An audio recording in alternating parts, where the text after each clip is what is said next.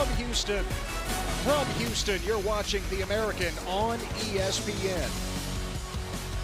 And walking down South Main today are the Connecticut Huskies, fresh off a big road win over Boston College. The Huskies can wrap up a bowl berth with a win today against Rice, coming off the bye and ready to go in this non-conference matchup.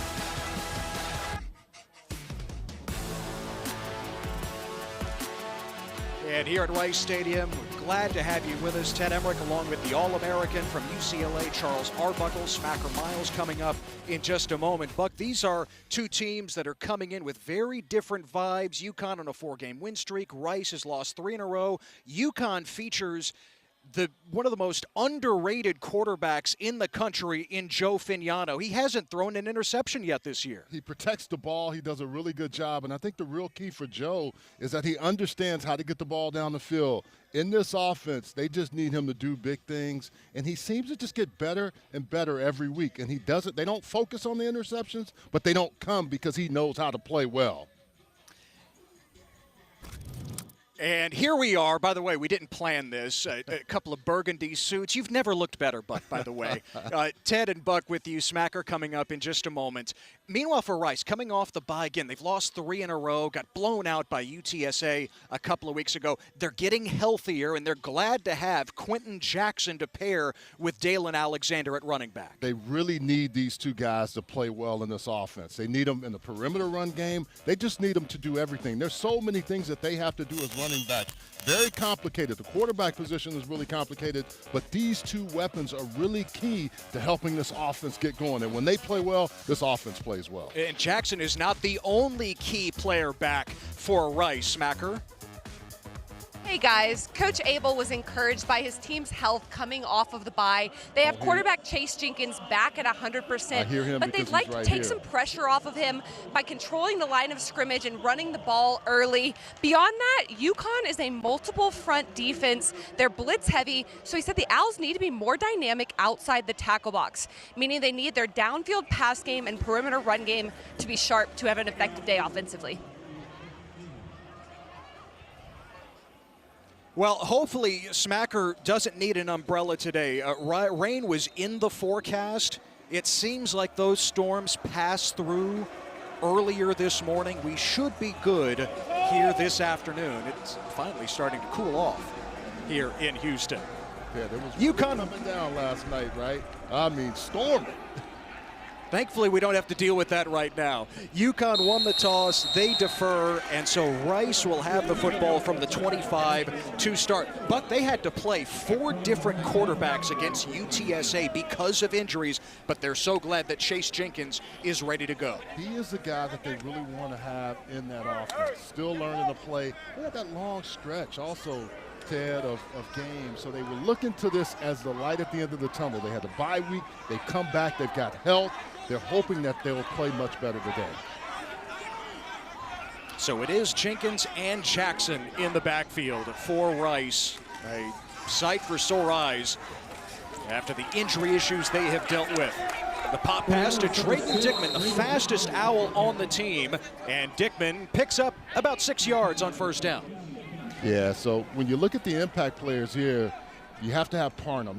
Brian Parnham has to play well. He's well-traveled, but a really good player. And then Quentin Jackson, we talked about him in the open. He's a guy that needs to really step up for this offense. Yeah, Parham was the National Defensive Player of the Week after his 2-sack game against BC. Here's Jackson with his first carry. And he twists down to the 34, just a yard short of the first. The key to this is getting them in the backfield.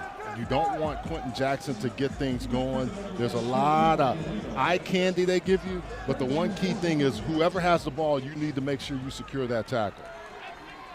They're ahead of the chains, though, Ted, and that's what they talked a lot about, staying ahead of the chains. They hadn't played well on first and second in the last few weeks, and they really wanted to get back to that.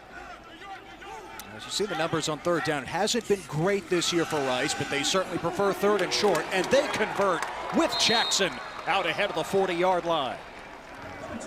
He talked about being a smaller in stature guy, so people sometimes take him for granted. But it was nice talking to him. You could tell that quiet confidence he had in his ability and what he does for this Rice offense. Yeah, Jackson told us yesterday he feels pretty close to 100%. He was all kinds of banged up a couple of weeks ago against UTSA and had just 4 carries in that blowout. Jackson again with an alley, and it's closed off by Connecticut. Lee Millette III, the first-year starter at one of the safety spots, making the tackle after a gain of 2. Really key guy for them in this 3-3-5 defense. You know, some people call it the nickel, some call it the safety, but whatever you call it, there's a guy that can come down the alley and make a play.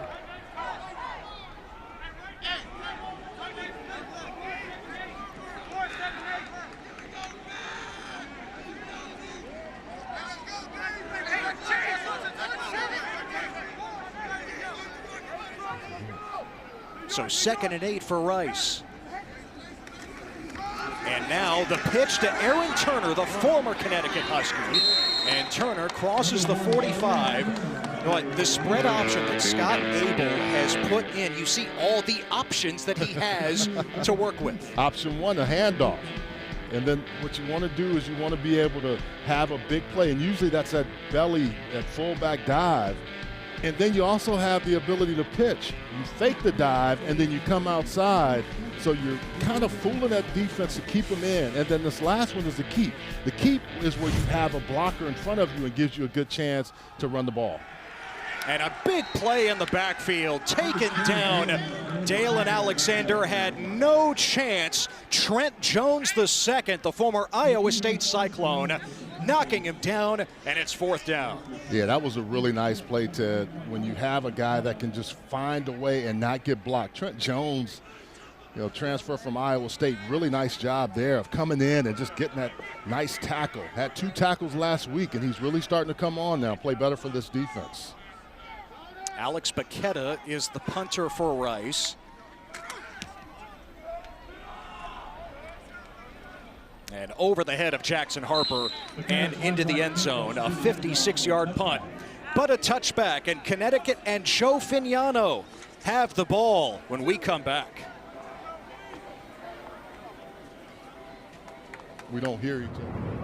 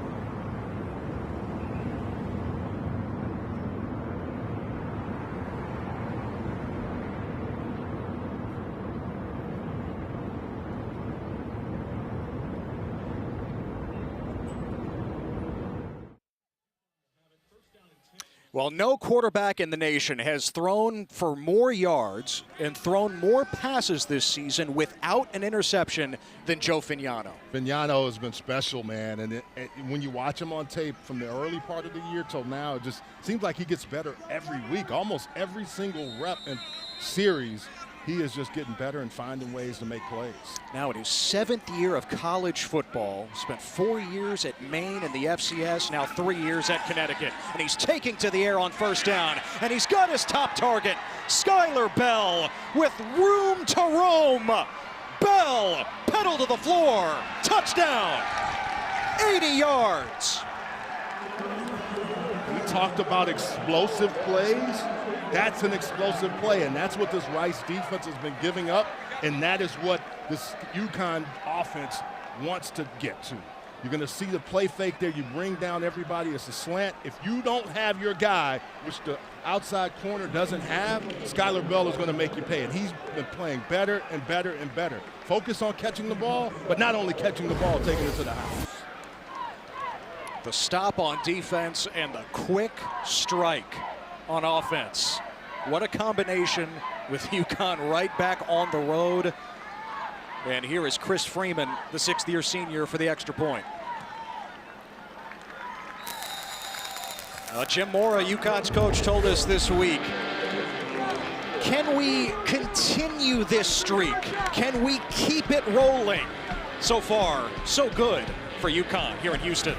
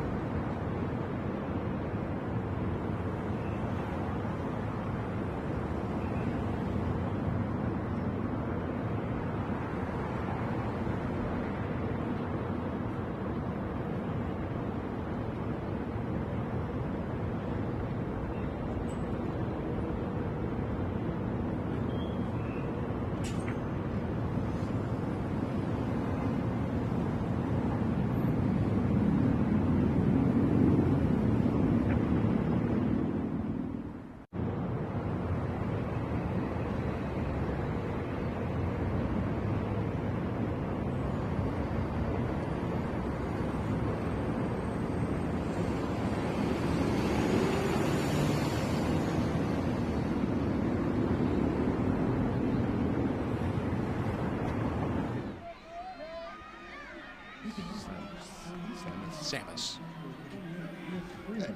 When you look at what Gordon Samus, the offensive coordinator, is able to do here, I love this design because you're going to have a rub. Look at the receiver running in front, and what it does is it loses the guy that's at the 30. Can't find his man. He can't find a receiver in Skylar Bell. It's a natural rub route, and then Skylar Bell is able to get there. You have to come up and attack, but you don't know where the receiver is going to be. Skylar Bell comes out, and it's just such a good design by Gordon Samus and a great throw by Joe. Here is Samaj Pierre, the true freshman, on the return for Rice, and he gets cracked just past the 15. You were so impressed with Gordon Samus and the way he sequences plays. He does it right out of the gate. First play, 80-yard touchdown. It's crazy how they come up with things and they just play off of other things. But what I like about it is Fagnano is so good at just getting better. He's understanding everything that they're looking to do, and that's just one of those things in film study you see, you pick up, and you understand. So Rice starts from its own 17. Fake it to Turner. Jenkins on the carry, and a good sign for Rice. It was a left ankle injury that Jenkins suffered 2 weeks ago in San Antonio. He left the locker room in a boot, but he practiced in full all week, and he's good to go. Well, having the bye week was best for everybody, but for a guy like him, Chase Jenkins, he needed that because he takes a lot of shots during the course of games. Picked up 9 yards on first down. Quarterback certainly has to be a run threat in this unique offense. The quick pass to Dickman. His second catch, and it's a first down for Rice to the 30-yard line. Ted, I like what Coach Abel was talking about with his offense. He said, you know, look, we can throw the ball. We just don't have all the receivers and everything that we need at this point. But guys are learning, and you can see there, good first down. They're going to run the football. But if you don't pay attention to these receivers, they will make you pay. Dickman right there with a nice catch and getting the first down.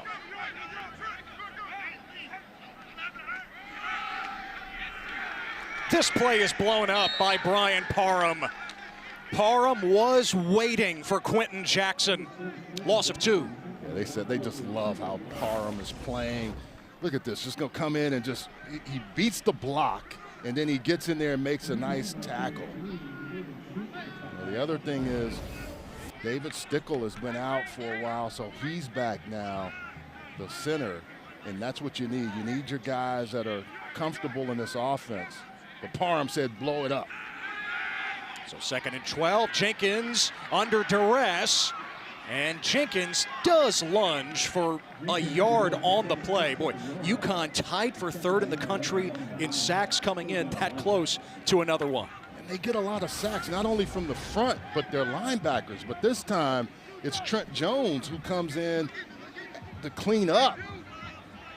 The first missed tackle there, and they also get their secondary guys involved. They get everybody involved in trying to get to the quarterback. It's an equal opportunity defense.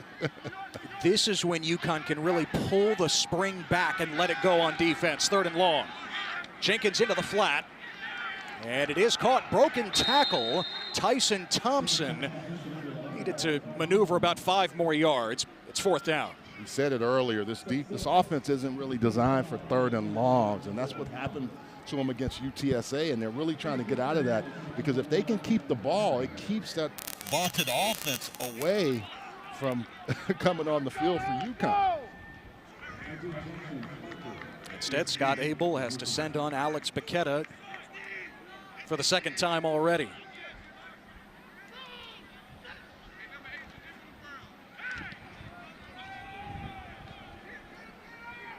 Harper calls for the fair catch, just inside the 20. A 47-yard punt by Paqueta. Well, Skylar Bell took it 80 yards for a touchdown on the first play for UConn from scrimmage. After that defensive stop to open up the game, it's a simple slam. He does so many different things in there in this offense, and he just makes things happen.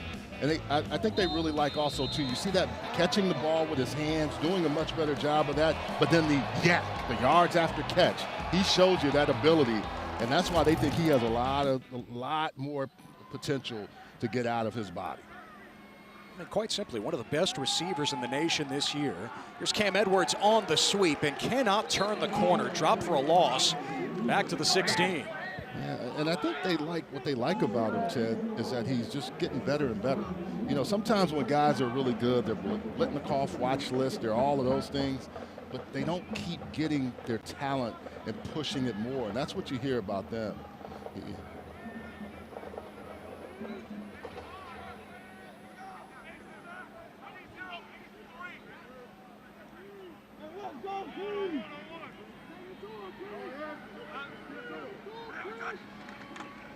Fake it to Edwards this time. And back to Bell. Fignano hooks up with him. And Skylar Bell out of bounds, close to the marker.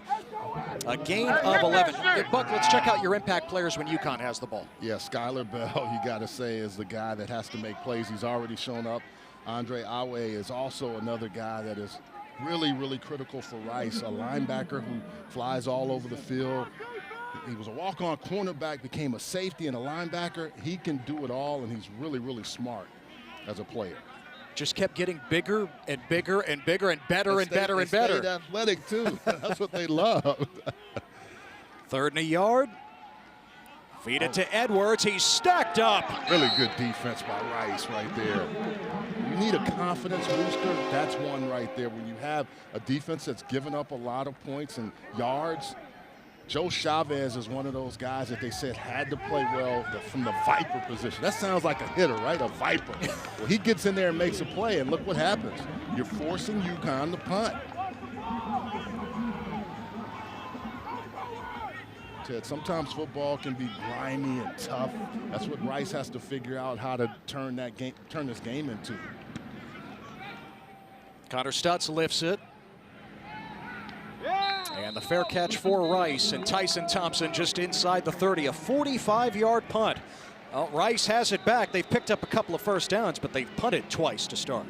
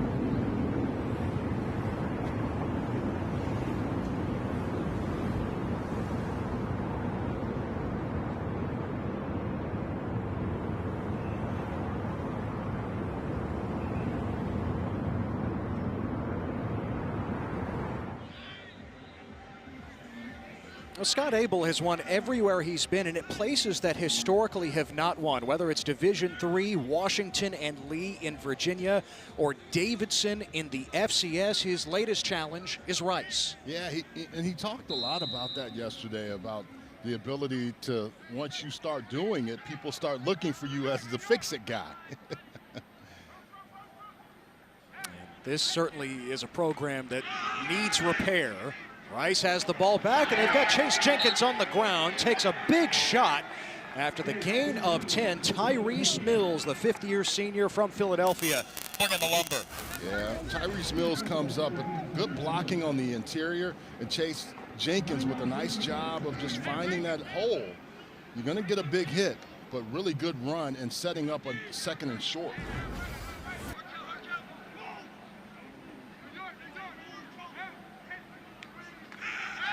Jenkins to throw down the seam. He's got his tight end, Micah Barnett, into UConn territory inside the 35. A gain of 29. That's Barnett's first catch of the season. What did Coach say? We want to get the tight ends involved, and now they are. Because when you do all that running on the inside, it gets those linebackers' eyes. What did Matt Brock say? Eye transfer. They didn't transfer well there. And huge play by Micah Barnett. You can see how this triple option attack out of the spread can stress a defense. On first down, back to the ground.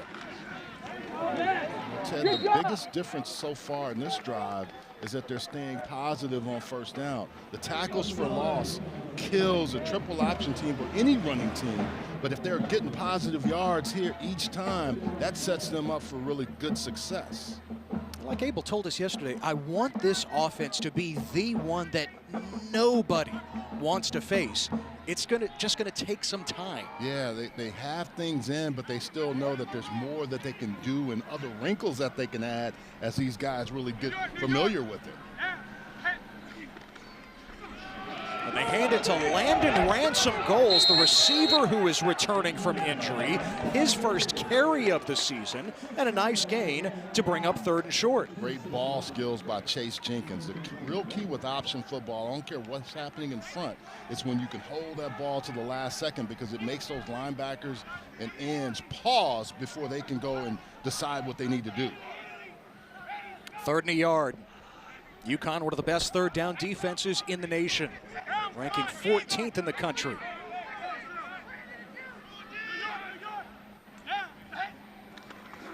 Now trouble with the snap.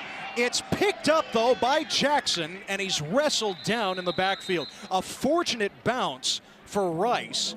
Jackson does recover it, but it brings up fourth down. Jenkins never got the ball clean, and Jackson right in position to make a play.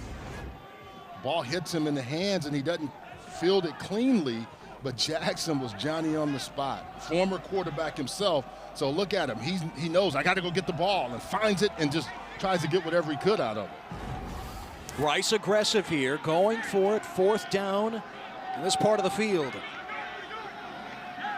They need two. It's Jackson with the first down inside the 20-yard line. From a confidence standpoint, Ted, this is what this offense needs, and it's your best defense against that other offense on the other side. And they're starting to go with tempo, which can tire these defensive linemen out. Scott Abel said that he would try to sprinkle that in some more today, and it's more Quentin Jackson on first down. Down to the 16. Quentin Jackson is just something to behold. I mean, usually you have those fullbacks on the interior running. He doesn't mind getting in there, and he'll mix it up. Business management major, but a tough guy on the football field. Not real boisterous, but when he talks, it's like E.F. Hutton. Everybody around here listens. At 5'7", he says he hears a lot of trash talk. He says, I know when I have to respond. Eighth play of the drive. Jenkins on the keeper. And Jenkins down in the pile with a gain of 2 to bring up third down and 5. What this does is it keeps the ball away from your offense, and it gives you a chance to allow your defense to get some rest because they've had a lot of injuries on their defense as well. But it puts UConn in a position where every time they come out, they feel like they have to have a big play or have an explosive. And it limits you because they're keeping this ball and controlling the clock. Now can they convert on third and 5? They have strung together a nice drive to this point, and Rice has to call a timeout.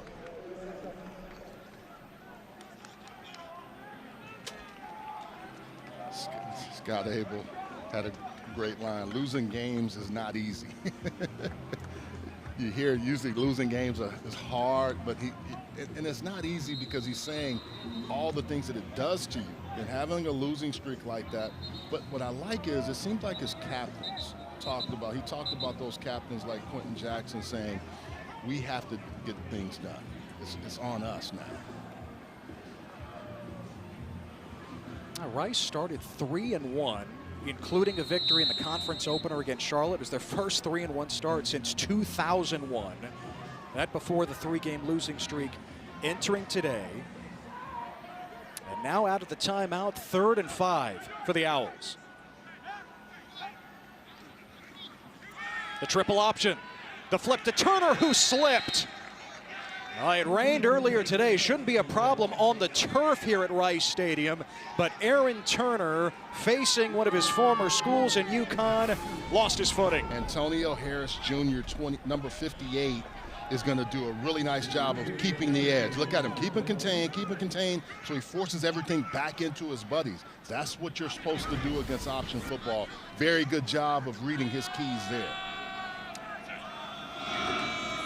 Enoch Goda from 38 yards officially knocks it through.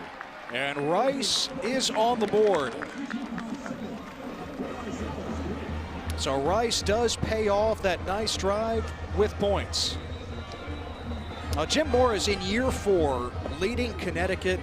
Called it the Husky Revolution when he took over a program that really was a doormat, and he's turned it into something that honestly looks like it belongs in a power conference. It really does. And Scott Abel just couldn't have enough praise for Jim Moore and what he's been able to do. And knowing Jim, playing for his father, understanding what he's been able to do in his coaching career. This has been one of those where he said there was some times where it was really, really tough. Never gave up, but I just knew that we could get this done. And to see this happening for him now, they have to be happy in Storrs, Connecticut. And Mora back here at Rice Stadium, awfully familiar with it. His first win as a college head coach came here when he was with UCLA back in 2012. As a former Bruin, you were certainly dialed into that game. Brett Hundley, his coming out party was there for sure. So UConn will have it from the 25 after the touchback. The 80-yard touchdown pass from Fignano to Bell to start. A punt on their second possession. Buck, you asked Gordon Sam as UConn's offensive coordinator, who's the biggest surprise for you this year? And Sam has said, you're not going to believe this, it's actually Joe Fignano. Yeah. He just doesn't get bored. He has always improved every single week. It's incredible to hear your coach talk about you like that, but also to understand what goes into it every single week with a guy like Fignano. Off the play fake. It's Raymello Murphy, the transfer from Arizona, right to the sticks and a first down. This Rice team is going to come with pressure, and every time they do, they have to realize that Fignano is going to find a way to exploit that. And I think that's the one thing that they still have to do. They have to put pressure on him to force him into some bad decisions.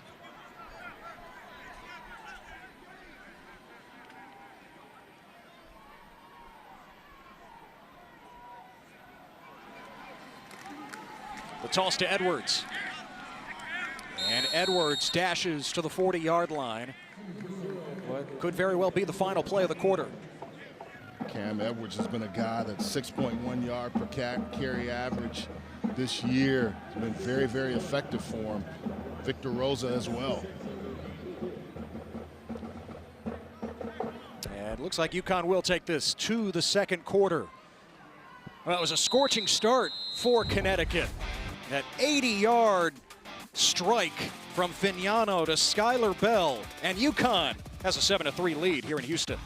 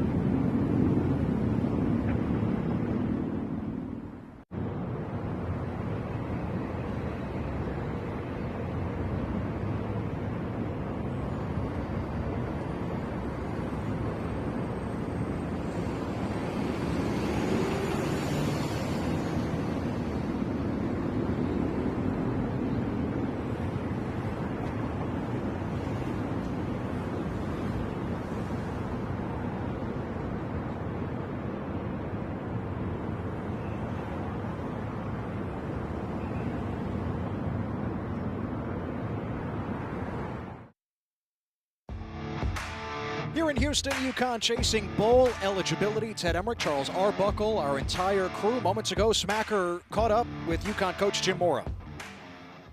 Coach, what have you seen from Rice schematically that you guys can adjust to? That we what now? That you guys can adjust to? I mean, they're just doing what they do offensively, which is, their option game. Defensively, they're doing what we thought they'd do. I mean, they're just playing hard. We're playing hard. It's going to be a good game. Thanks, Coach. All right. Jim Mora's team has been in a few of those this year. They're a couple of plays away from being 7-0, 2 overtime losses to Syracuse and Delaware. Yeah, they talked a lot about that. Like, they felt like they're getting better, but not quite where they need to be. But there were some things that they look back and say, man, if we had a play here or a play there, it could be a whole lot different. I mean, it's been a special year for Connecticut. Just imagine what it could be if those results went the other way. To start the second quarter, the swing pass to Victor Rosa. Rosa playing a bigger role after Mel Brown went down with a broken collarbone in week 3. It'll be 3rd and 2. And that's what he does well, catching the ball out of the backfield. The other thing is, with all of the openings now, that makes a guy like Jim Mora more attractive. I'm not taking anything away from UConn. I want him, if he wants to stay there forever, let him. But with the way things are now in the P4 conferences, especially as they have openings, and he's had experience there and in the NFL, they're going to have to do what they need to do to keep him at UConn. Huskies need 2 on 3rd down. And Fignano connects with Murphy for the first. See, it's those kind of things there. You see the big home run plays, but it's just the ones that move the sticks. Guy turns his numbers right back to Fignano. He pops it right into him, keeps the chains alive. And this is what Rice has to do now. You see tempo coming from UConn. Fake the toss, Fignano a laser, and it's too low, incomplete. Intended for Juice Vereen, the tight end, who had a career day against Boston College last week. The 2 touchdowns, the first of his career. Kid out of Havelock, North Carolina State, transfer, ball a little too low. The other thing what tempo does is it doesn't allow you to come with those fire blitz and zones, zone blitzes that you want to do if you're Rice. And Rice is still undermanned on defense. Even if they've gotten a few pieces back from injury, Rosa hit right at the line by Blake Banish, the enormous nose tackle.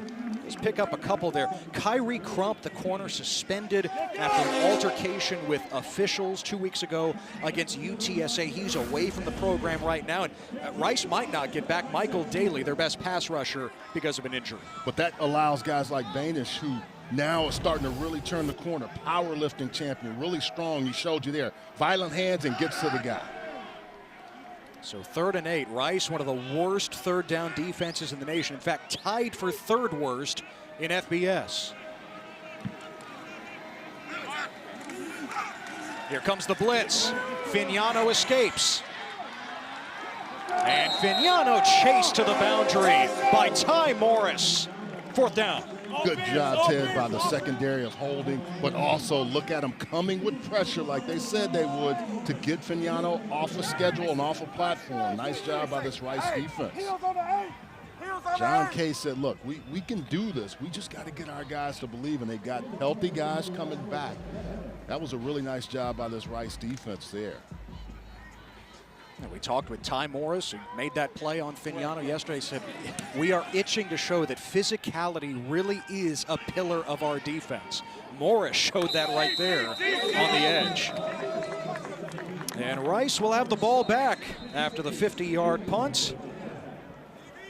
Down 7-3 to UConn at home.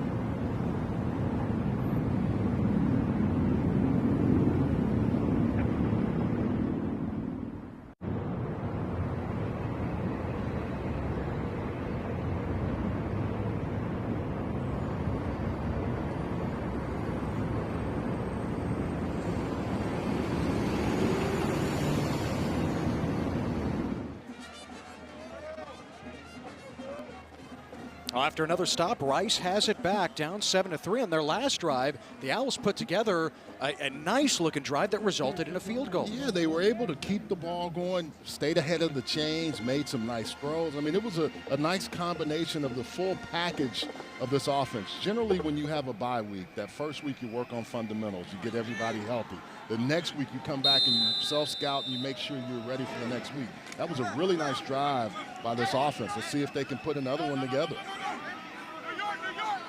Jenkins all alone in the gun here. Another unique look from the spread option. And he throws it out to Quentin Jackson.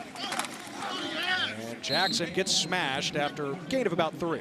Both of these are physical football teams, but it was interesting to hear Scott Abel talk about his genesis of this offense. Really, the Nebraska offenses when the I-bone, and then he started looking at some rich rye. I mean, he had a lot of cooking, sauces in that gumbo. That he was coming up with some great things of how he got this offense really rolling and understood what it needed to be. How appropriate down here in Houston as well. Jenkins carries it across the 25. I mean, yeah, it really is a Frankenstein offense. He has layered onto it at every stop of his career, starting at the high school level in Virginia and now in the FBS with Rice. High school guys we don't call them geniuses, but you might as well, because they have to do so much with so little. And once they learn the tendencies when they get to this level, it just takes them another step. 3rd down and 3. Jackson squirts through the hole to the second level. Quentin Jackson had a school record kick return touchdown against UConn last year. He goes the distance this year. It's a touchdown, 73 yards. I can't say enough about Quentin Jackson and his ability and how hard and tough he runs. But it's just that fight, and that's what gets this team charged up. Okay, look on the inside. He's running here, and you think he's stopped, right? He breaks through those tackles and then has another guy to beat and says, okay, you're going to come and catch me, but I don't think so because I'm fast enough to pull away from you as well, Pringle. I'm in the house. Great job, great hustle by Lee Mollett and Devin Pringle, but excellent opportunity to score by Quentin Jackson. And the turf angel to finish it off. Rice has its first lead here today. Yeah. You have a guy that can run the ball, this is what you want. Run through tackles. Keep on running. Where you going, young man? Take it down I-10. Why don't you just keep going to Beaumont, Texas? Because the way you're running that rock is the way what Rice needs.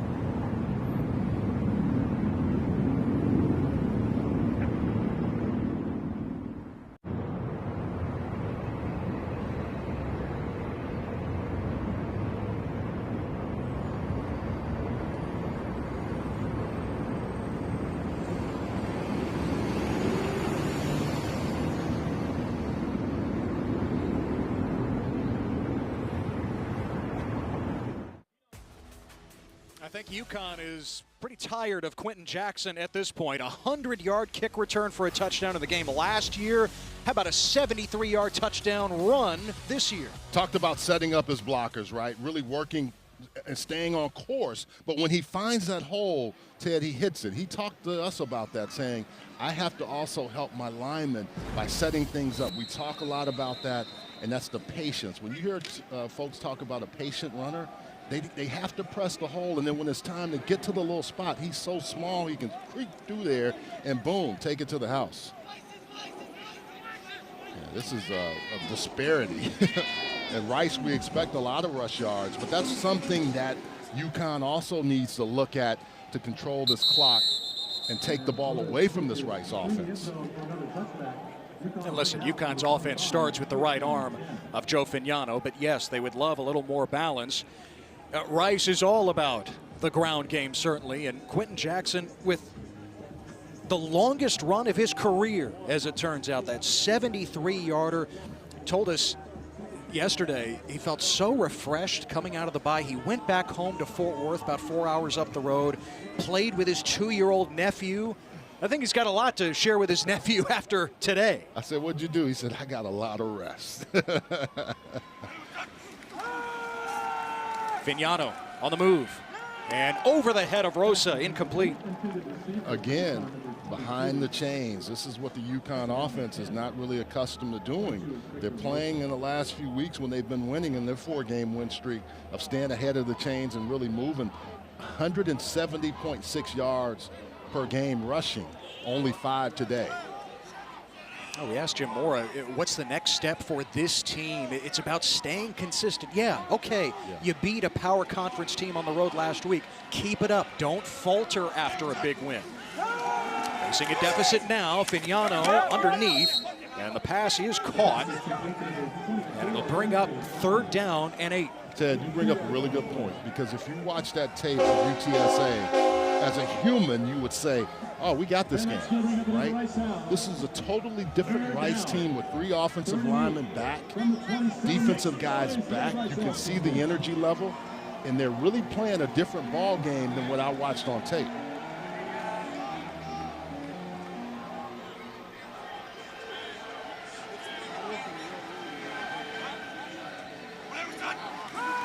Third and 8. And Fignano's pass is tipped at the line. So what you're taught to do as a defensive lineman is you rush, and if you can't get there, you put that hand up and knock the ball down. That's what you have to do. Watch here. You look at the quarterback's eyes. You can't get to him. You raise that hand, and you make sure you get a block. And it was Ty Morris, the linebacker we talked with yesterday. And how about the energy and the celebration after? He made a point to tell us that they brought more energy in practice in 3rd down situations this week. They're able to show that in a game here today. Tyson Thompson on the return to the 25. So Rice up 10-7, and the Owls have the ball back.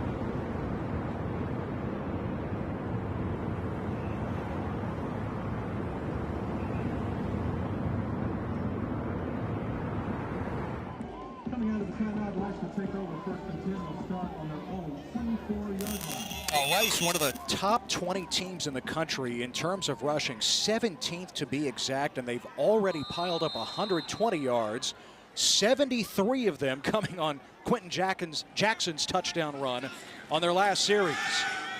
Here's Chase Jenkins. That stood up after a gain of a couple.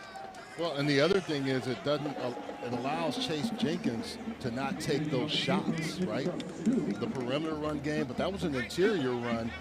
But any kind of time you can have Jackson or Alexander have those huge runs, it takes the onus off of Chase Jenkins, especially coming back from an injury.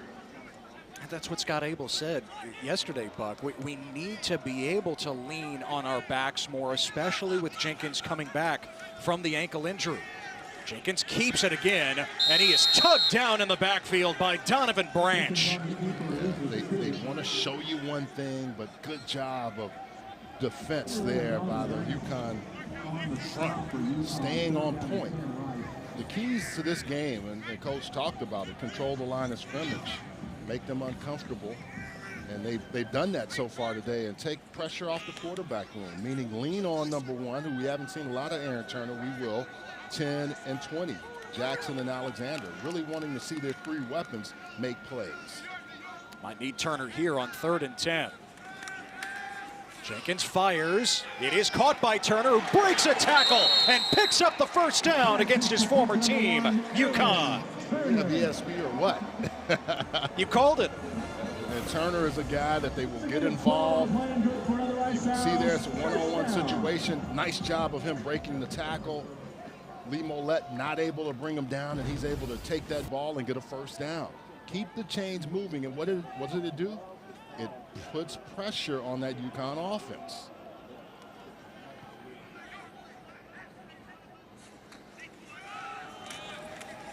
Now downhill to the 45-yard line. Dalen Alexander takes it. You know, Alexander was the one bright spot in that loss to UTSA 2 weeks ago. It was his first career 100-yard game. He went for 129 and a touchdown on 12 carries. After not playing all of last year, but then having a breakout game, even in a loss, it's given him confidence. He's at 215 pounds, also a much bigger back, but has some explosiveness as well. Feed it to him again. And Alexander is hit by Parham right at the line of scrimmage. Really nice job by Parham of coming off a block and just meeting him in the hole. 14 tackles last week, 2 sacks. Watch 6 here. Just doing a nice job of scraping off their weight and boom. When you play linebacker, you're used to what running backs do because a lot of those guys have played that position, so they want to come downhill and meet you on the other side. Parham with a really nice tackle there. Rice just converted 3rd and 10. How about 3rd and 3? Jenkins pulls it, and he gets waylaid. UConn getting home like they have all year. Stephon Wright, who played last year just 4 miles down the road at Texas Southern with the sack. Well, you try to hide if you're Chase Jenkins, but Stephon Rice back in Houston, not far away from here, making a play on this Rice Stadium field. Really nice job. And what you have to do is when they throw the ball, they were trying to do that little pop pass, you better get to them.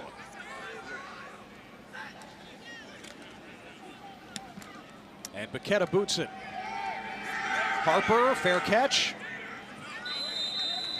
Just inside the 25. A 40-yard punt by Baketta. Well, UConn has punted each of their last 3 possessions after they opened with that 80-yard touchdown pass from Joe Fignano to Skylar Bell. What do you want to see right now from UConn? Stop pressing, run the football. I know you want to go with 2. He's your guy, but get this offense comfortable. And then also, too, if you're getting 3rd and long or 3rd and medium, do some boot action to move him away from the trouble that Rice is able to bring with 5 or 6. And out of the pistol. I think they heard you. Cam Edwards slithering close to the 30-yard line.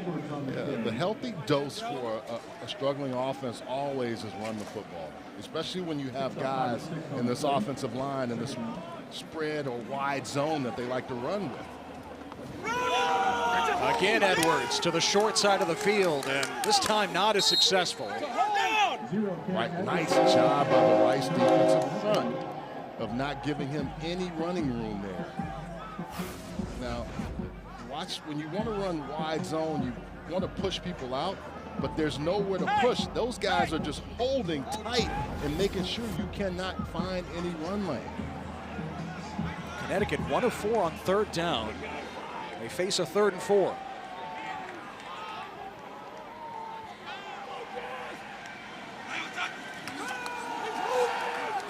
Rice brings 5. Fignano connects with Skylar Bell for the first down into Rice territory. It's a gain of 21. Omari Porter was in great position, but Skylar Bell does what a good receiver does. You don't go up until the last minute and you show those hands and you attack the football. Nice job. Play action on 1st down. And Fignano's pass is caught. A leaping grab by John Nider, the former walk-on who had his first career touchdown last week, picks up 15. I didn't think he had any chance of catching that. Now they're running tempo. Really nice job by Nider of going up and climbing the ladder. Fignano does throw it to the flat after all, after the pump. And it's Raymello Murphy with a nominal gain. This offense has been really predicated on wide zone and doing some other things, boot action to get him out. What did we say? But look at this catch. Great hands by the former walk-on. Had 2 last week, 14 on the year, first touchdown. Young man starting to show himself. 6'2", 205 out of Milford, Connecticut. Was on the scout team a year ago, and Jim Moore's wife, Kathy, told Jim one night before bed, you really should play John Nider more. Hey, coaches' wives know. Now the screen, and Jackson Harper has nowhere to go. Tackled at the line of scrimmage. Ted, they're around the program, and you made me laugh because Terry Donahue's wife, Andrea Donahue, used to always say her pillow talk had to help us in certain situations. Bless her soul. She just passed away not too long ago, and I used to love talking to Coach Donahue, or Miss Donahue, who just was so good about all of us. We felt like she was part of our family.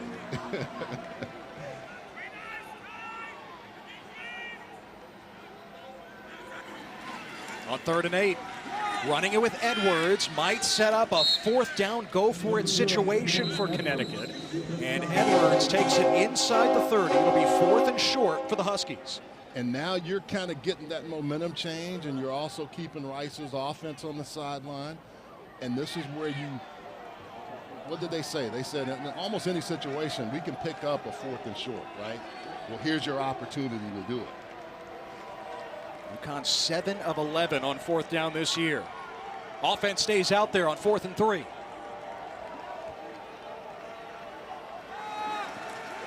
Fignano on target. The tight end picking up the 1st down to the 20-yard line. It's Alex Honig. Yeah, he's a guy that just, you look at his body. Bruce Feldman says he's on that freak list. Catches the ball well, was a TCU transfer. I love watching this tight end group, but he is one of those guys that can turn and just look at the physicality. You got to bring everybody to bring his big guy down. 6'7", 270 with a 36-inch vertical. Didn't need it there, but that's just absurd. 1st down, Fignano to the safety valve, and Edwards. And up the sideline, close to the 1st down. He's marked out at the 11. Yeah, Fignano did a really nice job of holding everybody on the inside to the last second. He knows his check down is on the outside. This is what a 7th-year guy can do. And they're going tempo. They're going to get Rice with a penalty. Boy, Rice was shuffling on late there.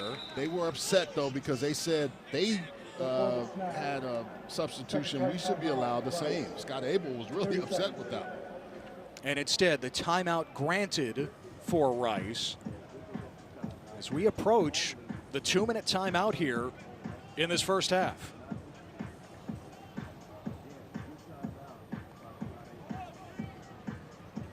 A 10-7 Rice lead here in what is a non-conference game. Rice in its 3rd year in the American. And of course, when you project ahead to the playoff and the spot that will go to the highest ranked group of 5 conference champion, it is all about the American. South Florida had the best chance coming in. Going down to Memphis, though, today, 34-31 in a whale of a game. Brendan Lewis, questionable coming in with an injury. He fought through the injury, and what a play he made here in the final 2 minutes.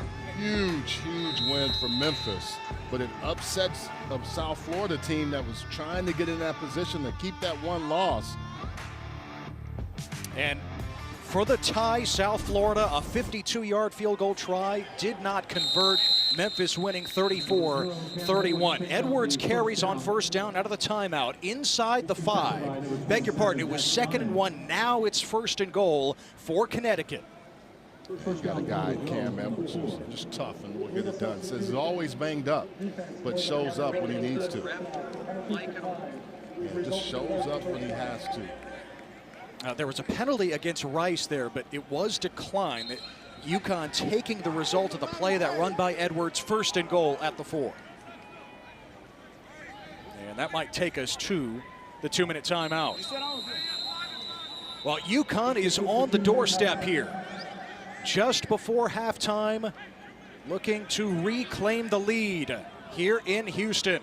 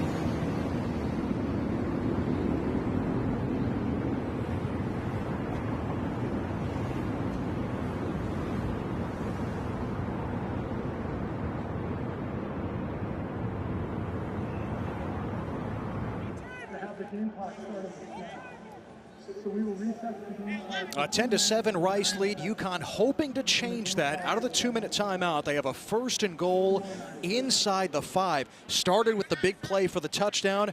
3 consecutive punts after that, but now coming up, the 11th play of this drive. Yeah, this is an offense that is accustomed to explosives, but they also can control the clock, and this has been a really good drive for them to attack this Rice defense. UConn chasing a 5th consecutive win, and a chance to become bowl eligible before November. Fignano, a leap, and incomplete. John Nider coming down out of bounds. Jarek Harper on the defense there. Number 5, getting the opportunity, the junior out of Silsbee. Nice job of pulling that out at the last second. Playing all the way to the ground. Well, apparently they added 9 seconds. We have not hit the 2-minute timeout after all. That was a result of the penalty called against Rice before we stepped aside. Vignano's pass broken up, and a flag this time as Vignano was once again aiming for Nider. Omari Porter had the coverage for Rice. Yeah, Omari Porter.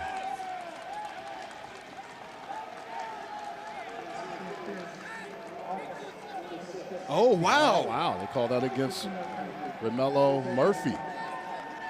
In what turns out to be the first accepted penalty of the game. Pretty clean game up until that point. Yeah, Amari Porter looked like he was like, hey, why are you guys calling it on me? Clearly, that was OPI, offensive pass interference, instead of defensive pass interference. So now UConn backed up to the 19 for 2nd and goal. This defense has really played much better, more enthusiasm, and we heard that from Ty Morris, a former baseball player, talking about how we were really going to play. He's the green dot guy. He's the guy that gets everything going on that front 7.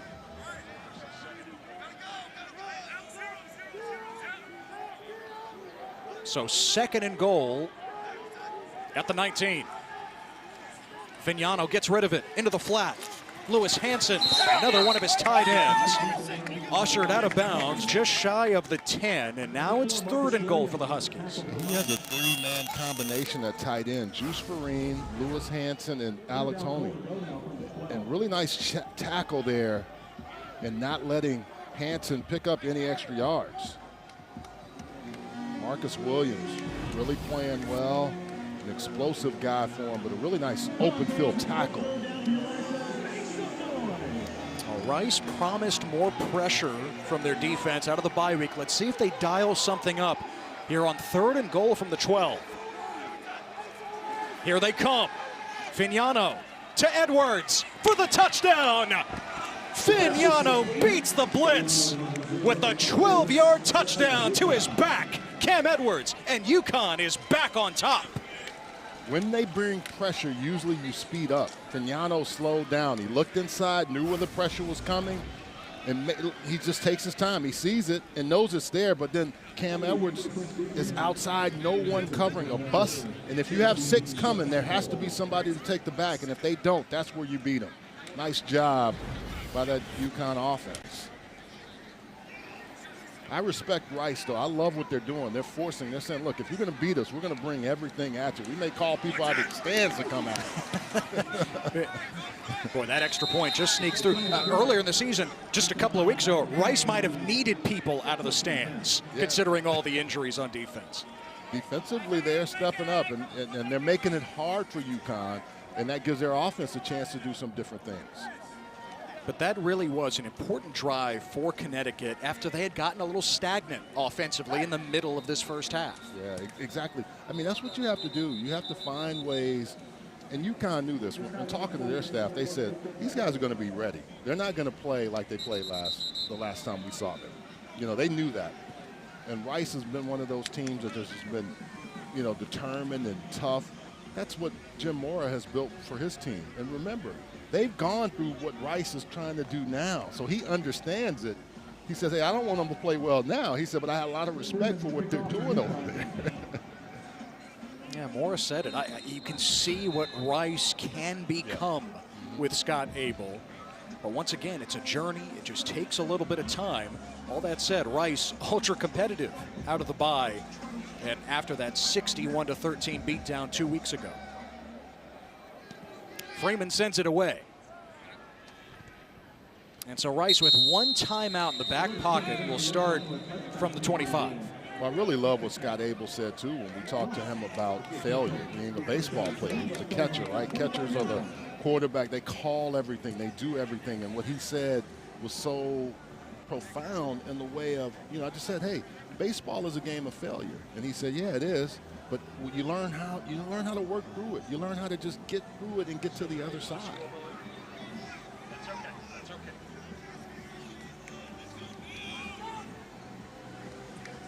Yeah. Football, he says, was always his first love. He was just a better baseball player and was in the Kansas City Royals Organization as a minor leaguer. before he became a coach. Jenkins taking a shot, and Quentin Jackson has it.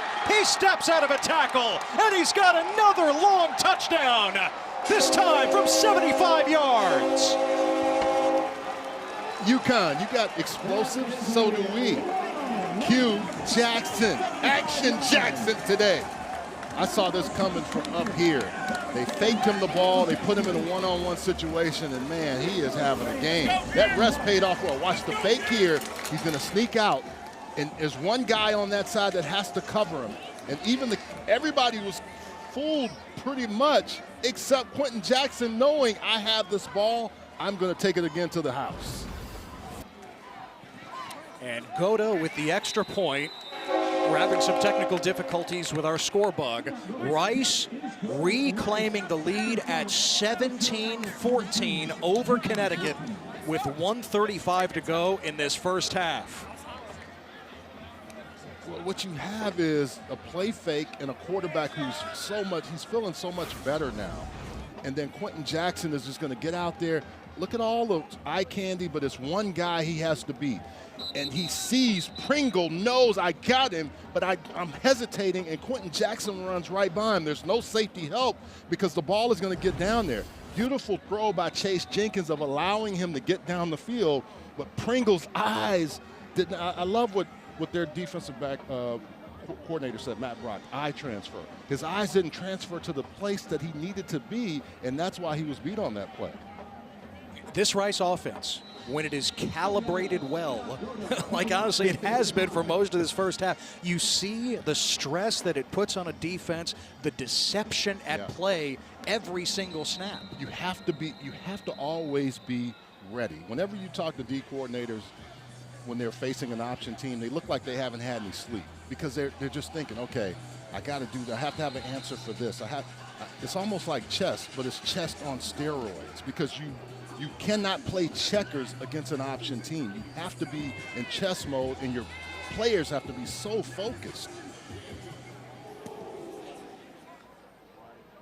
Go to kicks away, and UConn will have it from the 25. 1:35 remaining in the half.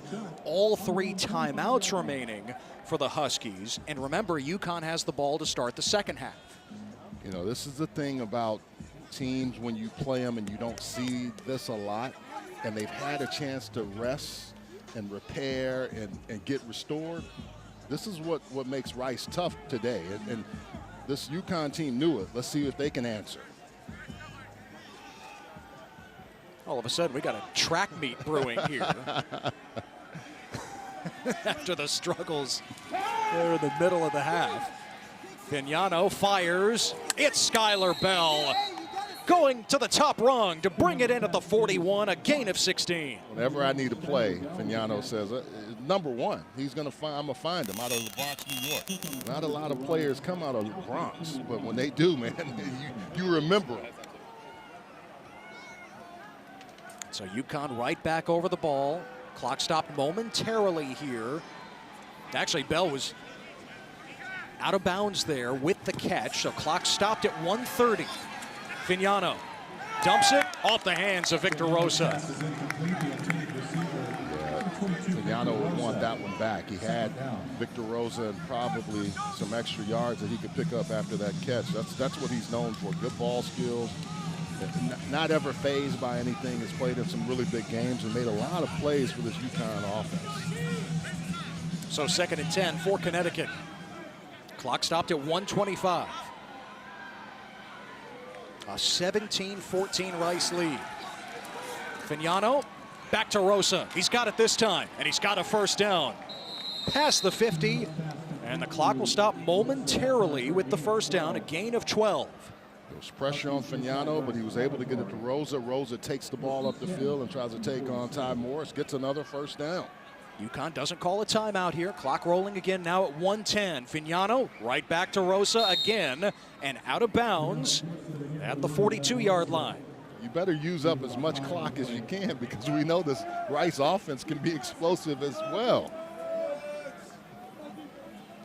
Yeah, who would have said that about the triple option, even if it is out of the spread with Quentin Jackson? Yes, it is here today. The run gun.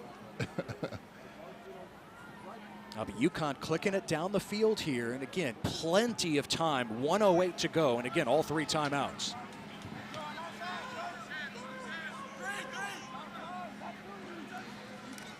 And they run it with Victor Rosa.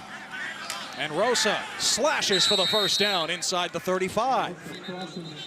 Really good job by Rosa and this offensive line getting back into their wide zone principles. He talked about it. The offensive coordinator, Alex Gibbs, he watched a lot of his tape. Bill Walsh, all those principles of getting out, stretching, and then running downhill. Now under a minute to play in the half.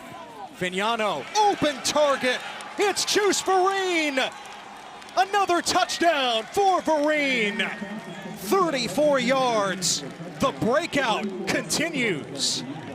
When you have so many weapons, you just know if somebody is there, just get them the ball. Juice Vereen has been the guy the last few weeks that has just really come on the scene in this passing offense. And number 11 to the side there is just going to get lost, just like earlier. But Harper there is not in position. That's his guy, but he just lets him go. And this is what Juice Vereen has done the last couple of weeks. Been open like that. Trouble with the play clock here. 49 seconds to play in the half. And UConn seizing the lead again at 20-17. Got an offensive breakout here.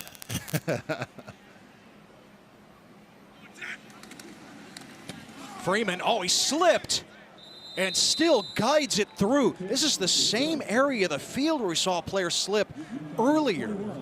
But Freeman stays perfect on extra points in his 2 years at UConn. Juice Vereen, 3rd touchdown of his career, all coming in the last 2 weeks. Had a couple against BC last week. And Vereen had been experiencing some frustration, Buck. Joe Fignano told him, you just got to stick with me. Yeah. I'm going to find you.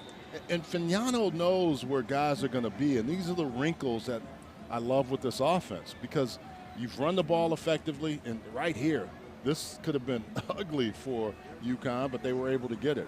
But you know where basically Jarek Harper is going to be on that side in that corner position. If you get by him, there's no one back there on that backside, and that's just a beautiful recognition and understanding of playing the keys and playing them effectively. 49 seconds remaining in the half. No, the first half still has not come to an end. The teams just keep scoring. And a fair catch, which will bring it out to the 25 by Samaj Pierre. Rice, 1 timeout remaining.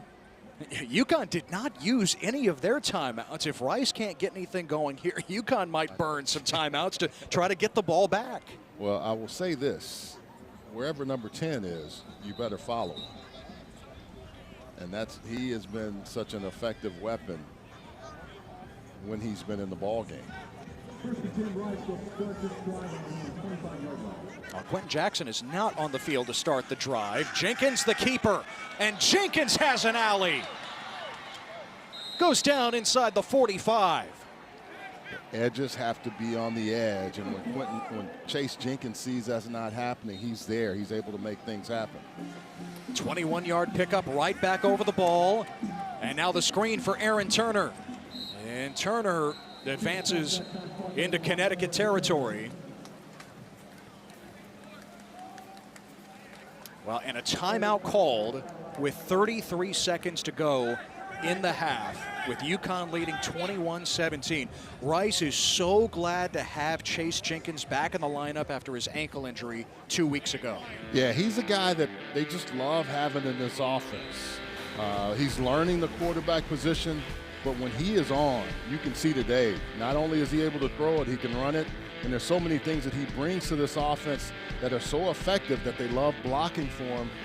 He is really a difference maker when he's got the ball in his hands. no edge. When you lose edge contain, he sees that and he's able to get outside. They have spread out wide and he can count in the box where he's going to have any pressure, and he sees none and he gets around. Rice called its final timeout, 33 seconds to play in the half, 21-17 UConn. Jenkins on the move again, and he hits Aaron Turner. It's a first down. Out of bounds, clock stops with 27 seconds. Rice now at the UConn 42. And it's DeAndre Hardiman. There's another young man they like out of North Shore who's in the game now, number 27. So they've got some young guys that can play. Quentin Jackson can get a rest and then come back rested and ready to go for the second half.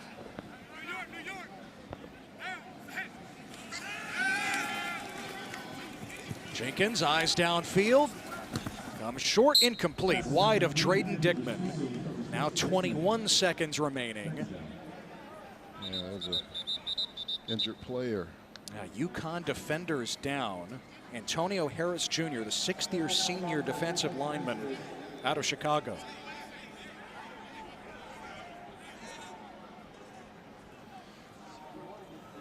You know, you talk about Quentin Jackson coming back healthy. He's been explosive and you don't see him on the field, but it's probably smart because you want to make sure he stays healthy. Every time he's had a chance to do something, he's made the most of it.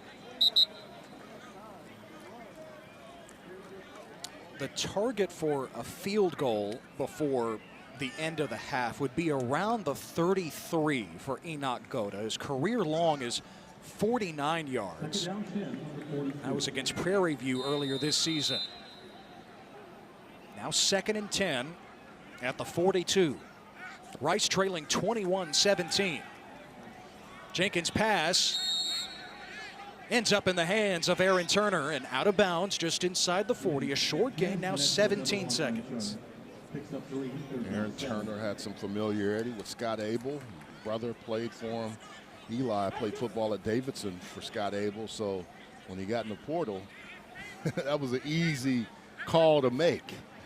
And now Eli is a GA, a grad assistant at Rice. That he was so key in helping turn that program around for him. 3rd and 7. Jenkins lofts it.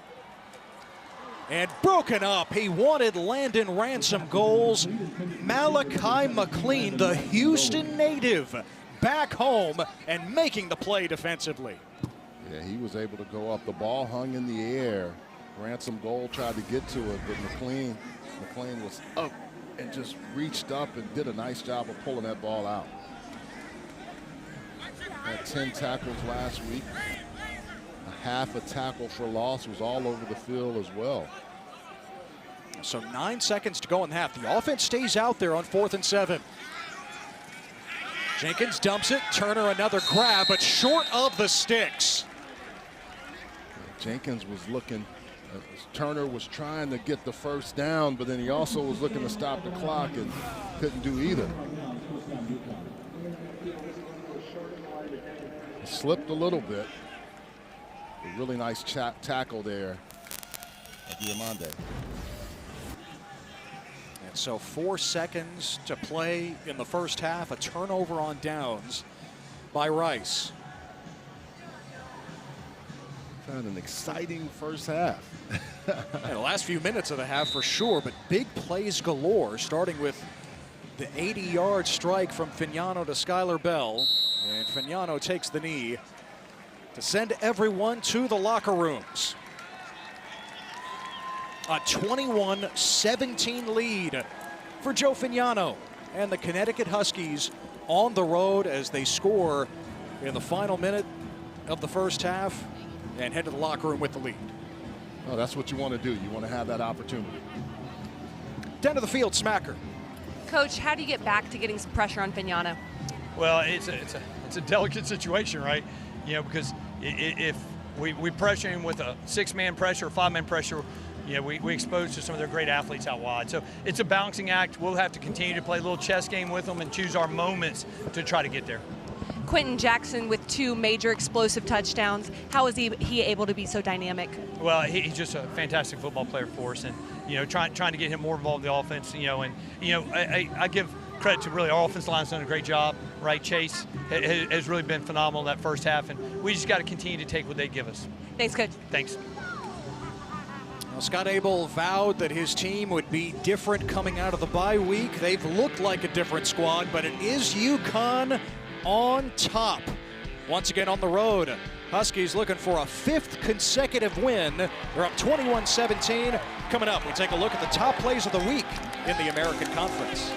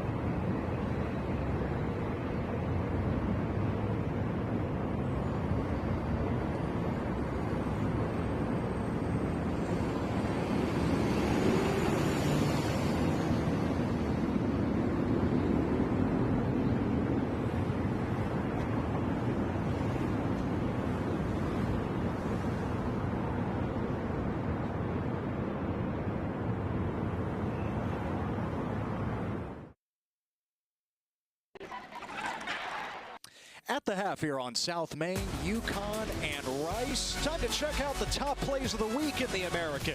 Here's Maria Tribalpiece.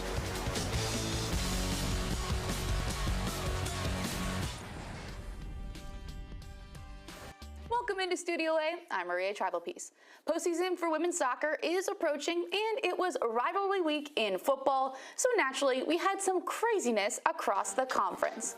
I mentioned rivalry week in the American. This is one of my personal favorites, the battle for the bones, UAB and Memphis. Blazers started with an early lead, but Sutton Smith had something to say about that. He'll take this ball 99 yards to the house. Oh my goodness. How about that women's soccer that I promised earlier? Here's North Texas and Rice. Mia Bernard in front of the net. Some fancy footwork. She scores the goal. Some more action from the battle for the bones. This one coming from the Blazers. Backup quarterback Ryder Burton to Iverson, hooks in the end zone. He makes the catch. I'm not really sure how. Comes up with the ball. And oh, by the way, Blazers win this game. Here's some more women's soccer for you. Memphis and East Carolina. Ashley Henderson is the offensive player of the week for a reason. She had 1 and 2 goals. That was her second, coming off the header. The rematch of last year's American Conference Championship game did not disappoint. Tulane and Army, and somehow that ball pops into the hands of Shaz Preston. Jake Retzloff can't believe it either. Green Wave win this one. If you see a top play this week, make sure you use the hashtag American Top Plays on social. Keep it right here. We have more action coming up for you on ESPN+.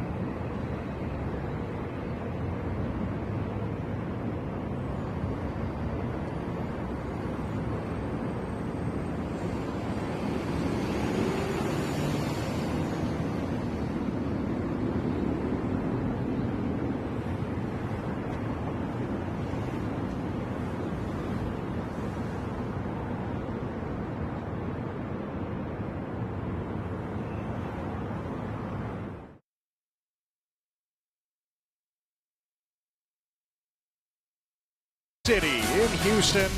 We're at the half between Connecticut and Rice. You know, the American on ESPN Plus is home to over 40 college football games, 1,000 exclusive live events, and every American Conference championship throughout the season. You're with us right now on ESPN Plus, but for more information, make sure and sign up in case you haven't already. Stream.espn.com. Back to Maria in Studio A. Welcome into Studio A. I'm Maria Tribal-Peace. Every week, we honor the top performers in men's soccer, women's soccer, volleyball, and football in our American's Best segment. This is who we have this week. The Offensive Player of the Week in volleyball is Rice's Taylor Preston. Preston helped lead the Owls to a 2-0 week, averaging 5.50 kills per set and 6.19 points per set while hitting .322. The goalkeeper of the week in men's soccer is UAB's Francisco Ranieri. Ranieri was a force in the net, picking up 10 saves in the win in Chapel Hill over number 17 North Carolina. The special teams player of the week is East Carolina's Nick Mazzy. Mazzy scored 11 points as he connected on a pair of field goals and was 5 for 5 on PATs to help East Carolina to a 41-27 win against Tulsa. The women's soccer offensive player of the week is Memphis's Ashley Henderson. Henderson scored 2 goals as Memphis defeated East Carolina 5-0 on Sunday afternoon, October 19th. The junior opened the scoring for the match in the 3rd minute and tallied another goal in the 61st minute as the Tigers clinched their 3rd consecutive American regular season championship. For more on the American's weekly awards, you can visit our website at theamerican.org. Keep it right here. We have more action coming up for you on ESPN Plus.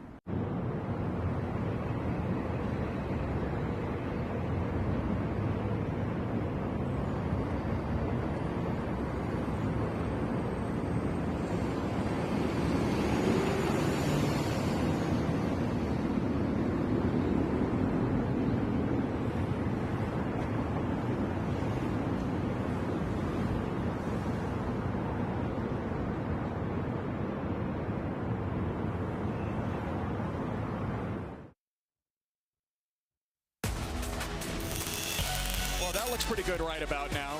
We might not have brisket, another barbecue for you on the other side, but we will have the second half kickoff between UConn and Rice. Buck, Smacker, and I will have the highlights from the first half and the second half kickoff in a moment.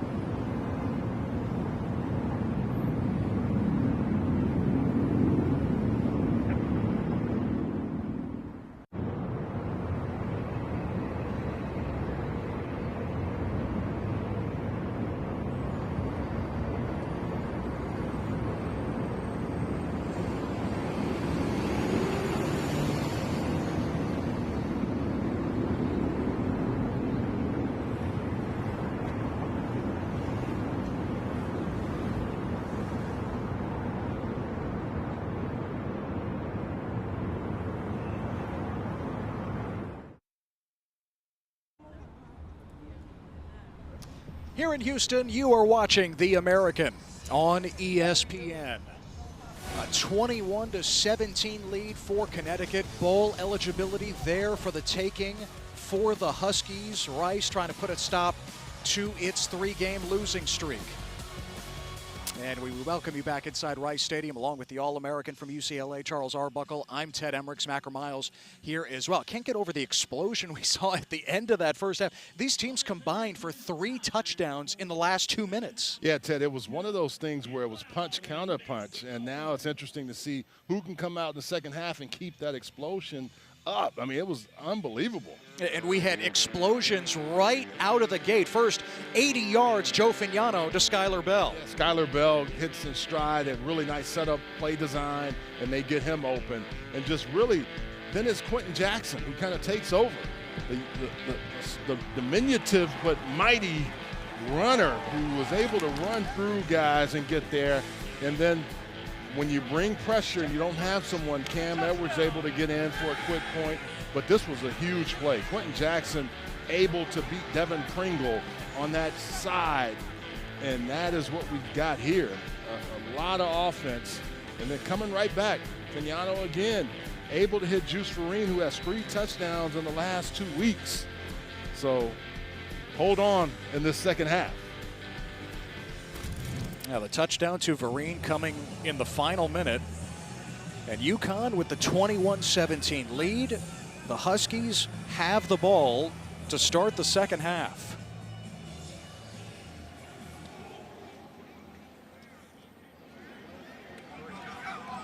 Terrence Smith trying to go east and west, and he doesn't make it past the 15. Great coverage by Rice. Got to have guys that can get down the field. Nice job there. UConn has done so much damage through the years. We check out the stats from the first half. Joe Fignano is just lighting it up again. He's got 3 touchdowns through the air. You saw all of them there moments ago. But Rice actually balanced. Yes, the spread option coming to life here today with Chase Jenkins back in the lineup. Well, remember after the first quarter, there were only 5 rush yards, and then UConn started getting better with that, but Rice has been very balanced. Fignano swings it to Skylar Bell. Top 5 receiver in the country coming in both yards and catches, and that's his 5th catch of this game. And Ted, that's almost like an extended handoff, right? It's not a, it's a pass, and it goes down in the pass category. But Skylar Bell is so effective with the football yards after catch that you want to get him in space so he can make some things happen. Bell up to 129 yards on the day. Again, that 80-yard score to start things off. Fignano again to the air, all the sidestep, and Fignano scrambles past the 20-yard line. Nice wheels by the quarterback. A nice job of making one guy miss and then picking up some positive yards, because it's much better to be in 3rd and 3 than 3rd and 6 or 7. Fignano sees it, knows I've got to make the big guy miss me. Just enough to get back by Clark Jolivet. So an early 3rd down here in the second half. The Huskies need 3. UConn was 3 of 7 on 3rd down in the first half. Fignano steps up and delivers. John Nider after the catch. First down and much more to the 44-yard line, a pickup of 23. Nider with a nice one, and tempo again, going across the field, finding him and moving fast. UConn is. Now that wide zone with Cam Edwards. Everything about this UConn offense starts with that kind of run play. They build everything off of the wide zone. Just the hustle back by Nider. I mean, he has just been all over the field. High school quarterback was Nider. Gatorade Player of the Year in the state of Connecticut 2 years ago. He would have gone Division III had he not walked on at UConn, he says.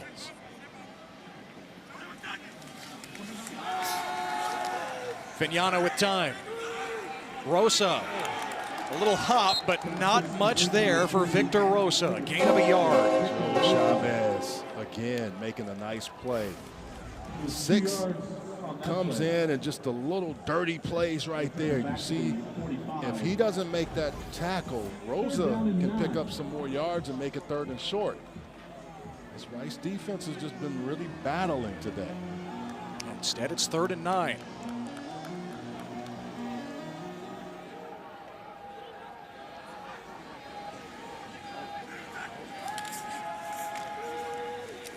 Rice doesn't bring the heat. Fignano at the last second gets drubbed by Bell. 4th down.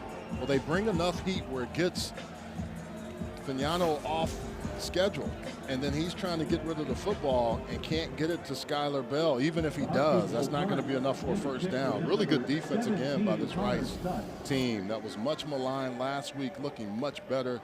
See Joseph Matumbo coming up and would have been right there in the face of Skylar Bell.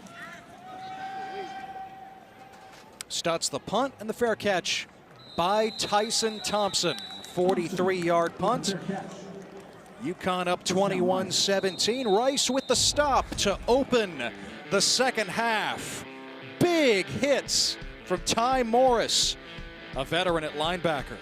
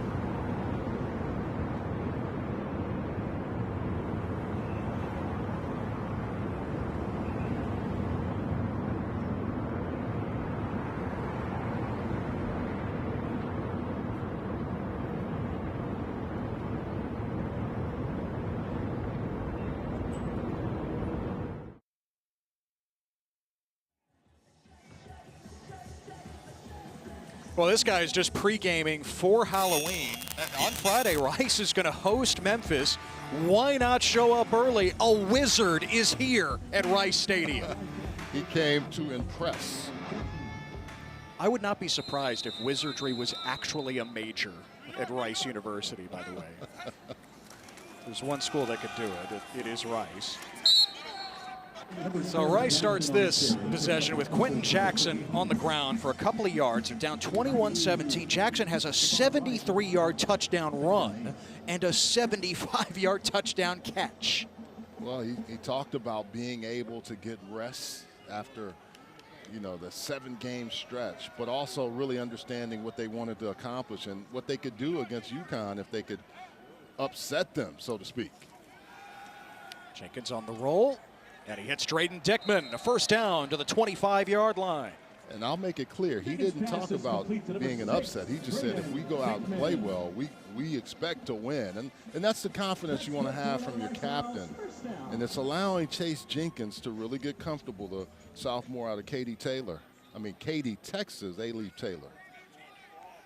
And Jenkins has been on point. Again, back to full strength after he had to exit with the ankle injury 2 weeks ago against UTSA. And a penalty flag. We have not seen many of these at all today. Offense, number 60, 5-yard penalty, first down.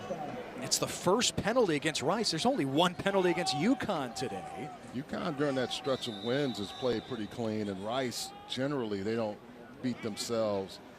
Except in that the losing streak, they haven't been clean, but today clearly cleaned up a lot of that stuff that they had going on. And also, too, 3 offensive linemen back today that really helps. David Stickle, the center, was out since Prairie View. Jenkins kept it and got dropped in the backfield. Struggled with the ball. The ball wasn't clean, and he lost it. And at that point, he had to just salvage it. Major loss. See, sometimes in the option game, the bodies can get in the way of the ball. And that was a prime example. He didn't pull it out quick enough.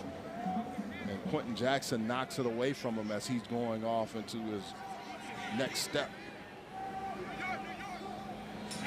So with the penalty and the negative play, 2nd and 21, Jenkins to Aaron Turner. And Turner takes it past the 20-yard line. Still 3rd and 15 coming up.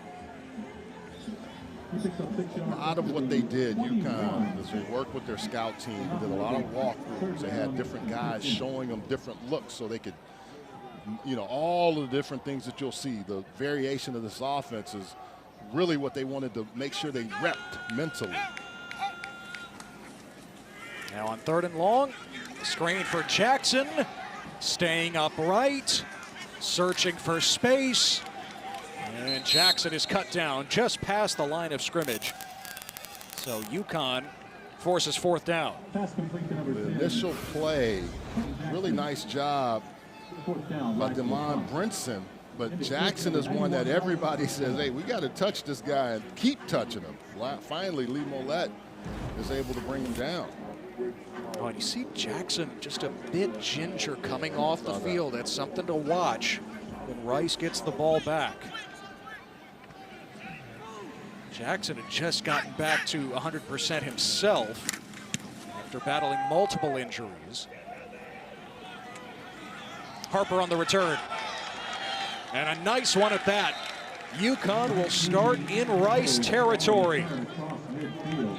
About midway through this 3rd quarter, UConn on top and looking for more.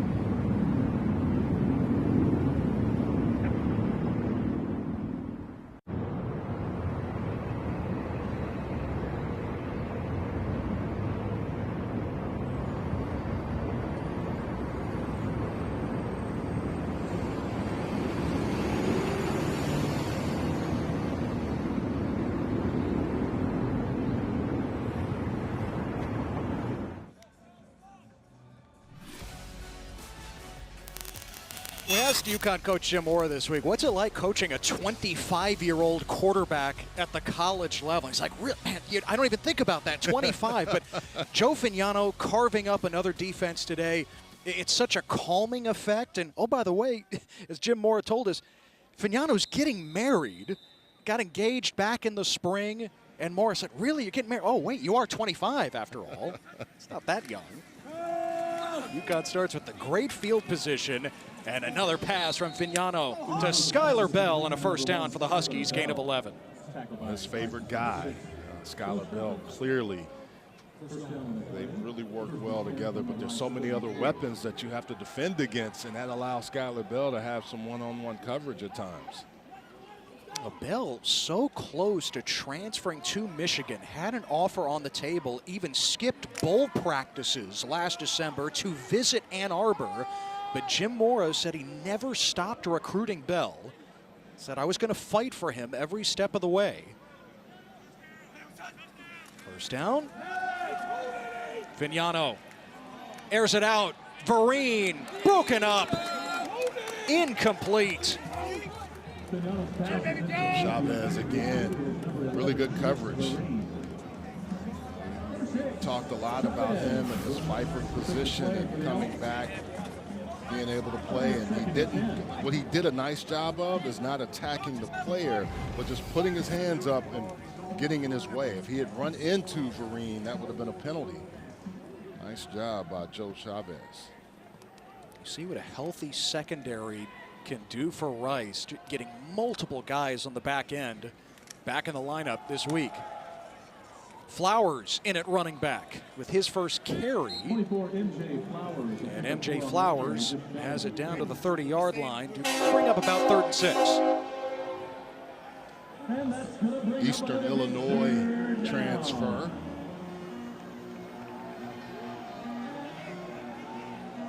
So 3rd down here for the Huskies. So they're 4 of 9 today. They're in that area of the field again, Buck, where the run is not out of the question.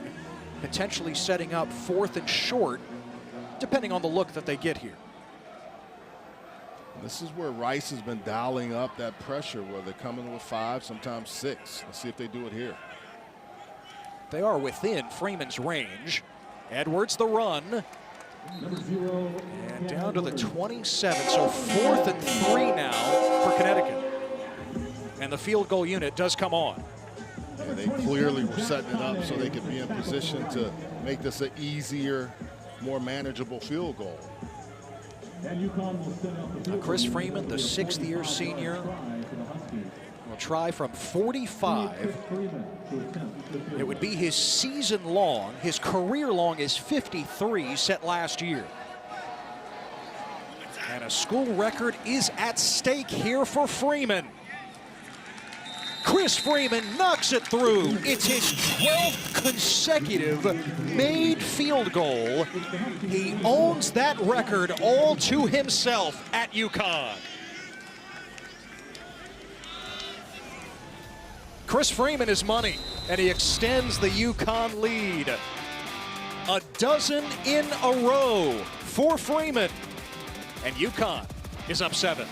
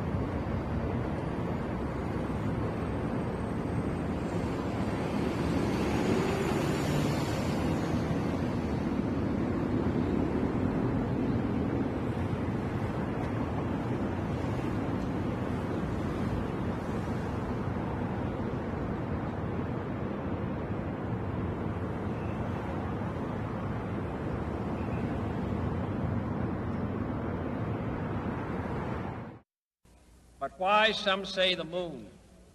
Why choose this as our goal? And they may well ask, why climb the highest mountain? Why, 35 years ago, fly the Atlantic? Why does Rice play Texas? We choose to go to the moon. We choose to go to the moon in this decade and do the other things, not because they are easy, but because they are hard. Yeah, Rice Stadium, truly a home of such historic events. That speech from John F. Kennedy in 1962, and of course Houston turns into Space City. Rice University has produced 16 people who have served as either astronauts or NASA administrators. The ties that bind, Buck. This stadium has been open since 1950, 75 years, and JFK delivering that speech, launching the space program, essentially. It's pretty incredible because as a young kid growing up in the Houston area, we would go on field trips to NASA, and being around this program, working out here, you don't understand the history until you're away from it, and then you come back. Unbelievable. Today it hosts what is a one-score game between UConn and Rice. Owls get the ball back and a push into the line for 3 yards for Dalen Alexander. We'll keep an eye on Quentin Jackson here. Remember, Jackson walking gingerly off the field to close out the last Rice possession. It's Alexander to start this possession. Well, and you knew you were going to see different guys there. He's not going to play him the whole time, but he is such a key component to this offense. You want to make sure he's available. Now the pop pass to Samaj Pierre, the true freshman from Baton Rouge, and Pierre gets popped. Really nice job by that defense of never letting Pierre turn his shoulders upfield. He kept him at the sideline the whole time. There were multiple players that were in position to make sure that he had nowhere to run. So 3rd and 9 for Rice. Rice has struggled to get some offensive rhythm that we saw in that first half. Being 3 of 10 on 3rd down certainly doesn't help. Jenkins slipped, and he tosses it away. Boy, Jenkins in the pocket there. I didn't see a receiver in the area. He's under heavy duress. No flag on the field.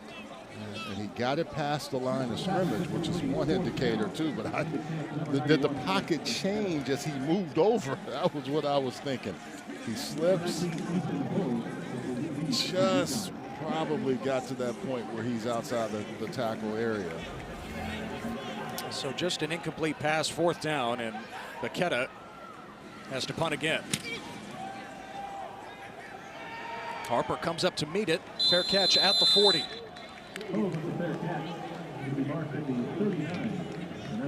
Just a 35-yard punt by Baqueta, and the ball is back in the hands of Joe Fignano and the UConn offense.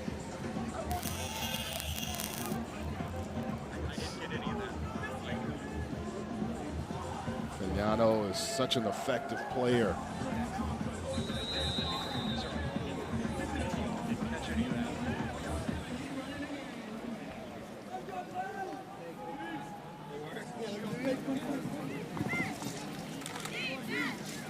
Get great field position for Connecticut. They start from the 39.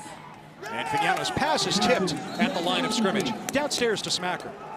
I talked to Fignano earlier this week about the 4-win streak and how well their offense has been playing, and he said their run and pass game really feeds off each other. He feels like they can do whatever they need to do to win each week, and that's been a big part of their success. He was complimentary towards the Owls defense, but he was also confident in the fact that the Huskies could have success if they just play their game.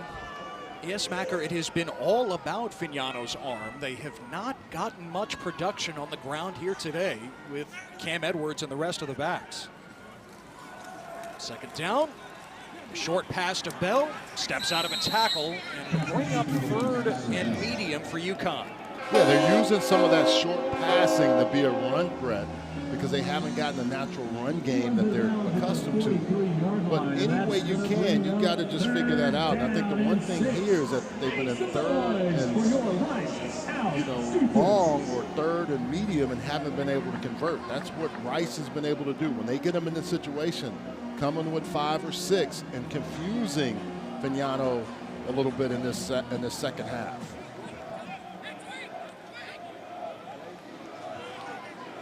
See those guys creeping up. Here comes the blitz up the middle, and Vignano hits Skylar Bell.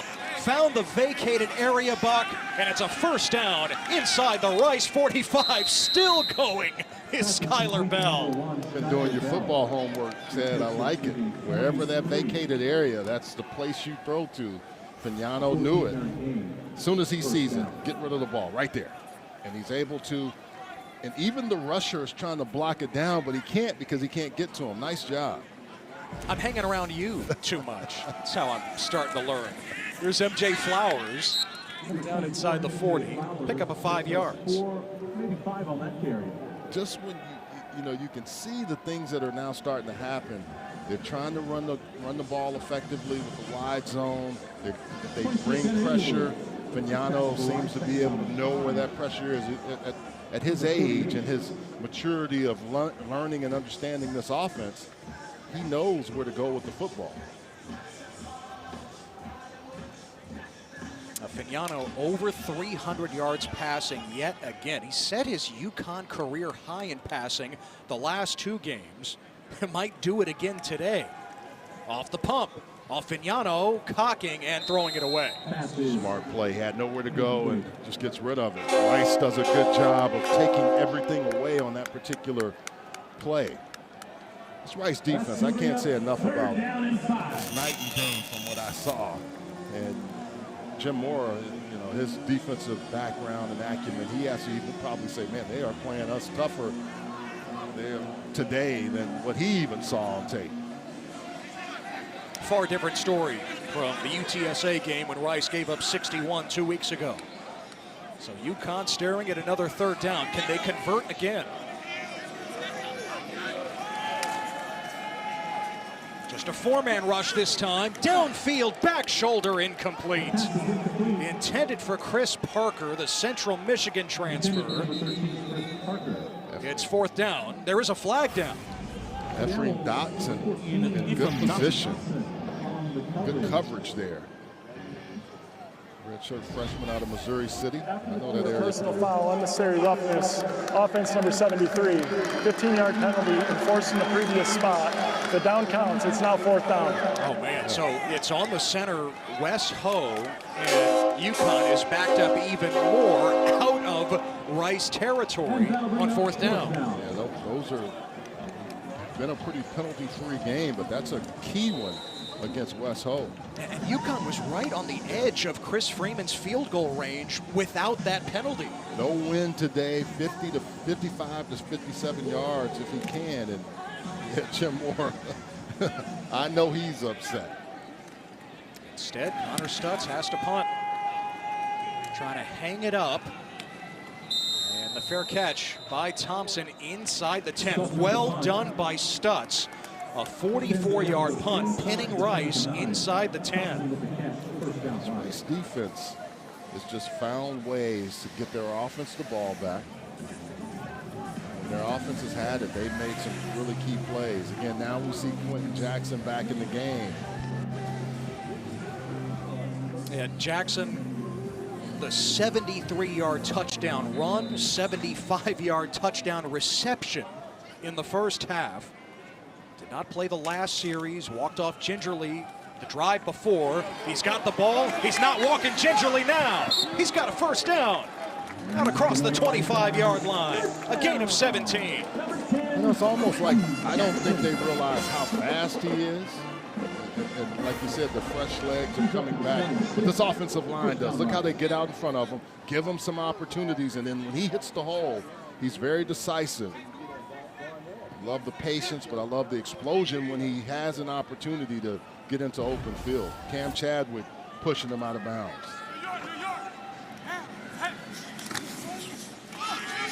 Now Jenkins keeps it. And Jenkins plowing for a couple to the 28. You know, when we sat down with Quentin Jackson yesterday, we asked him about his experience as a quarterback in high school at North Crowley near Fort Worth. And he said it's helped him from a leadership perspective, but also being able to read a defense. And you see that play out on the field. Yeah, I mean, really good running backs generally have a tendency to understand where they need to be and where their blockers are going to be and how the defense is going to defend them. And that's what he's so good at. Jackson up the cut. And another first down for Rice to the 38-yard line. But the orbit motion also does what it's supposed to do, because when you have that, it moves those linebackers over and it allows Jackson to get in position really quickly to make a run. Now Rice going up tempo here in the final minute of the third quarter.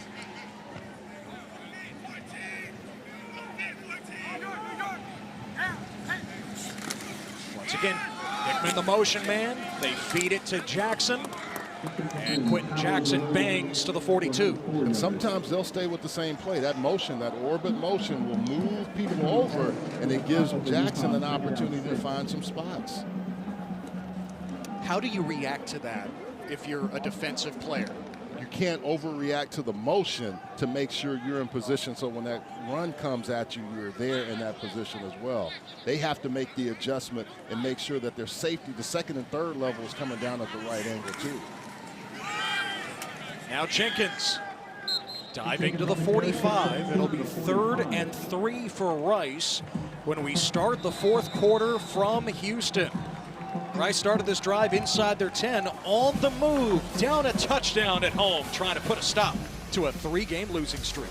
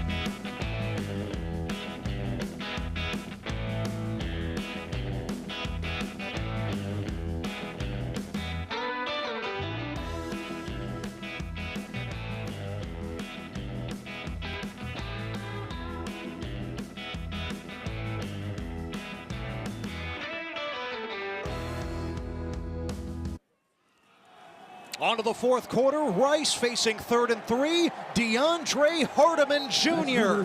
blasting ahead into UConn territory to the 38. The true freshman from North Shore High School here in Houston picks up 17. Yeah, Quentin Jackson has worked on the belly of that interior defensive area for UConn, and now you have Hardiman coming in and really making some plays. His dad, with the same name, scored 30 touchdowns in his career at Texas A&M in the mid-90s. DeAndre Hardiman Jr. now here at Rice, and Hardiman grinds for 3 more. It's come really good job on that interior by the offensive line. Well, Buck, this day belongs to Quentin Jackson. Hardiman's the number 3 running back for Rice. He's making big plays. The spread option has come to life for Rice, and Joe Fignano always alive for UConn. Another 300-yard passing day and 3 touchdowns. 8th play of the drive for the Owls. Hardiman again off the spin, taking shots, and Hardiman is down to the 30 to bring up 3rd and a couple. Again, really good job by this offensive line of pulling and getting in front and allowing Hardiman or Jackson or Alexander or whoever's running to get some positive yards and put it in 3rd and short. Now you have so many different options when you have this kind of situation.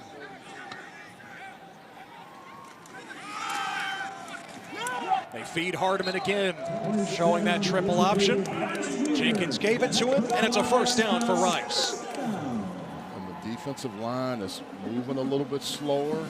Even those linebackers who are trying to get in there and stop some of that bleeding. This is where Rice just starts to lean on you. They're taking their time, not having to rush, using clock, but also churning yards.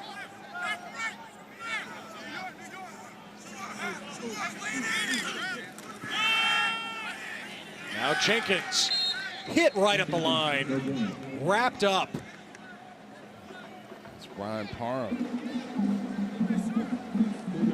Started out at San Jose State, UW, and then UConn. Watch 6 here coming to your screen. In the hole, and just fills it again. With a little bit of help from this buddy, Diomande. Linebackers always kind of compete to see who can get the most tackles. I think they got a half, or they'll figure that one out. That one. Both have been big playmakers all year for UConn. Now how about this look? The pitch to Dickman. Field opening up. Ball got popped out, but Dickman out to the 10-yard line for Rice. 1st and goal after the 16-yard run. They kept going to that side, and all of a sudden just add a little wrinkle with Dickman coming back around. And that is where you have guys out in front able to block for you. Really good block there by Hardiman.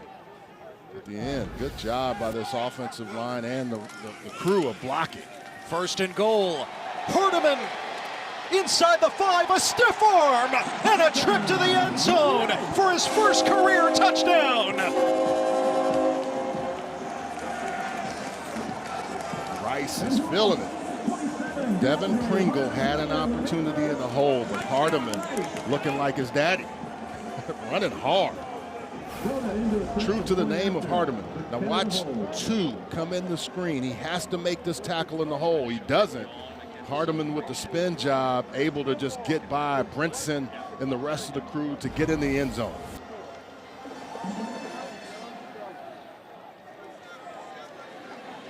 Right down the road, Hardiman was a star at one of the powerhouse high school programs in the state of Texas, the North Shore Mustangs. And now he helps Rice tie the game. His 1st career touchdown here at Rice from 10 yards out. We're tied at 24. Yawn, light work from DeAndre Hardiman Jr.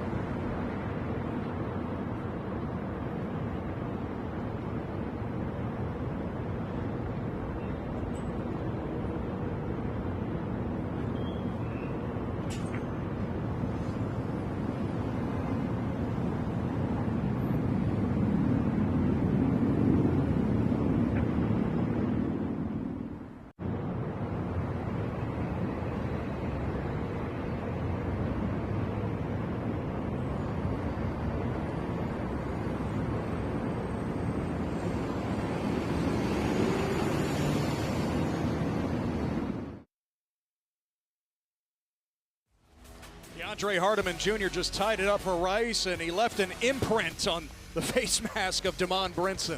Yeah, he was able to get that jackhammer out with the arm and beat Pringle first, and then Brinson gave him a little bit too. Hardiman's first career touchdown. Again, the number 3 running back for Rice mixing in to complement Quentin Jackson and Dalen Alexander, and what a drive Rice just put together. All you can ask for is to be in the game, and I think that's what Rice, is enthusiastic. They have Fignano on the other side, who we've seen manufacture some big plays. But they've done a pretty good job against the run game of UConn. Cam Edwards has not gotten loose. That has put more on the shoulders of Joe Fignano, and Fignano is more than up to the task. 302 yards, 3 touchdowns. He still hasn't thrown a pick this year. It's amazing. And down a tie game, fourth quarter, this is exactly what he would ask for. Exactly. Big win last week over Boston College. Week before, FIU. Really started turning the corner after the Buffalo game, they felt.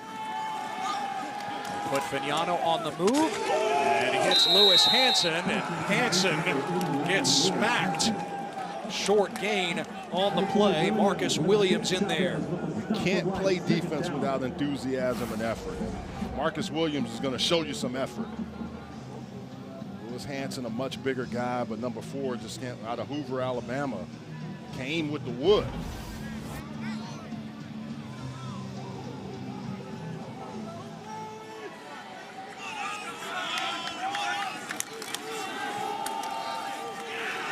Running room here for Oliver Lundberg Coleman, the redshirt freshman from Sweden, bursting for 18 on his first carry of the game. Great run and tempo now for UConn. Feed the freshman.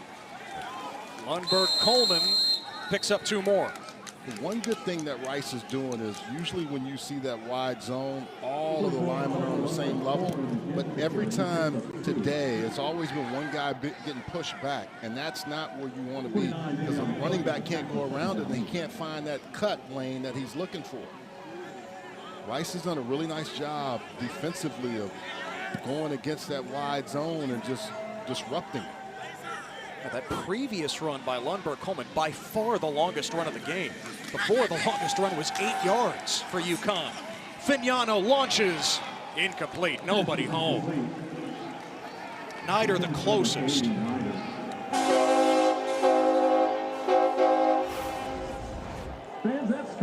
wanted Snyder, but way long. No one back there. But again, the coverage. Secondary is healthier than they have been, and Fignano, even though he hasn't thrown any interceptions, has not always been on point. And this is where Rice has dialed up 5 to 6 guys coming. Let's see if they do it again.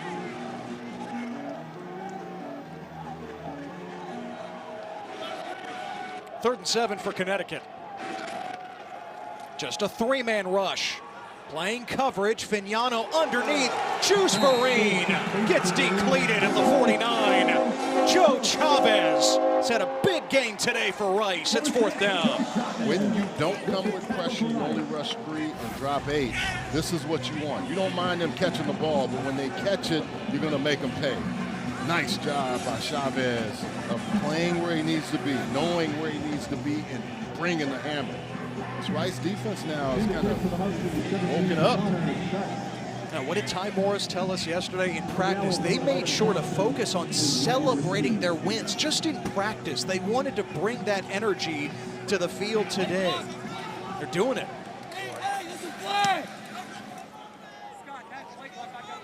Stutz, another good-looking punt, forcing Tyson Thompson to call for the fair catch. 39-yard kick. One more look at the big hit by Joe Chavez on Juice Farine. Tie game, Rice has it back.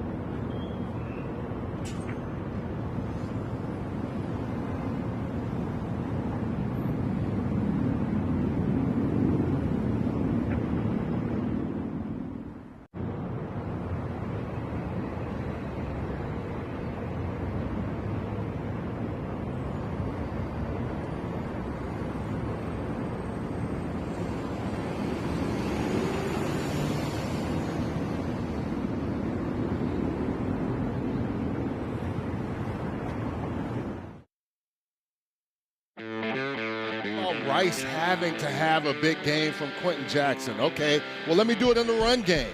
Breaking tackles, taking it to the house, just showing you versatility, and then coming back on the long pass out of the backfield. He's going to sneak through there, and then all of a sudden, deep play. 3 catches for 80 yards and a long of 75. 12 carries for 127 yards. That's what you need to have out of number 10, Jackson, who just has another carry. Jackson out across the 15. Rice starting from the 12 in a tie game. They just went 91 yards for a touchdown the last time they had the ball, 88 yards away to start this one. Yeah, Quentin Jackson.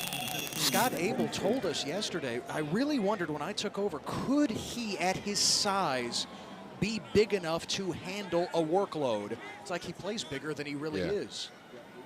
When you get to meet him, you talk to him, he's kind of soft-spoken, but when he gets in between these lines, you can see he turns it on. Jenkins rifles. That is knocked down by Brian Parham. Parham wants that one back. He knows he has a chance. From the LBC, Long Beach Poly. A lot of great Bruins I played with back in the day. Chucky Miller, Dennis Price, Brian Parham, though, all you got to do is grab it. I had the chance to pull that one away. Mercedes Lewis, bunch of LB.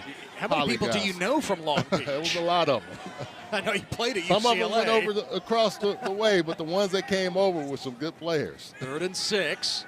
The pitch to Jackson. Oh, is he going to throw it? No, he is wrestled down in the backfield. He's looking downfield. Jackson, the former quarterback in high school, for a second was looking, but instead, Brian Parham ends up with it. It's a stop for UConn. Yeah, he was setting something up, but watch UConn's defense just sniff it out. Jackson wants to bend down, but he has nowhere to go with the football. Good coverage all the way around, and then Parham comes up, and the rest of the guys join him. Now, Parham ended up with the football, but he had already tackled Jackson. So nice stop for UConn defensively, and UConn's going to end up with outstanding field position after this short punt. Under 8 to play here in Houston. Tie game. Joe Fignano and the Huskies back to work.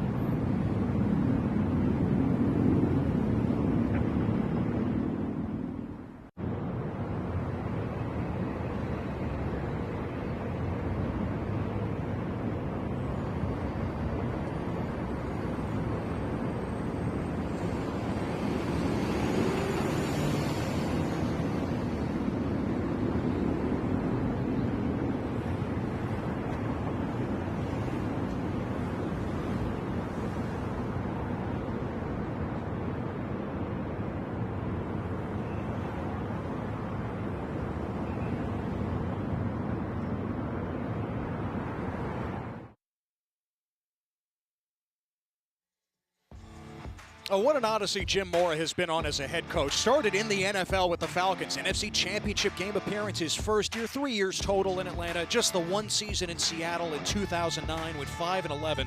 Then 6 years in UCLA, a pair of 10-win seasons before things went south there. And now here at UConn, he has helped shake this Huskies program out of the doldrums. Yeah, he understands how to bring a program together, and I think a lot of it is all the people he's been around, like Dick Vermeil, his father, you know, all the being around those folks have helped him really become what he is as a head coach. UConn takes over in a tie game from the Rice 45, and Cam Edwards, who we haven't seen last few drives, stumbles ahead inside the 40. Yeah, what's on the line for UConn? Yes, a 5th straight win, but also a chance to already wrap up bowl eligibility. It would be the 3rd time in 4 years under Mora, as a man is down for Rice and the trainers come out onto the field. Before Mora took over, UConn had gone to 1 bowl game in 10 seasons. That's incredible when you think about that. So a man down for Rice, and oh, by the way, now the rain is coming down here in Houston. We knew there was a window of opportunity. Really bad storms late last night, and now you're seeing the other round of that. Tony Ayenyenwu, the rush linebacker, now on his feet for Rice.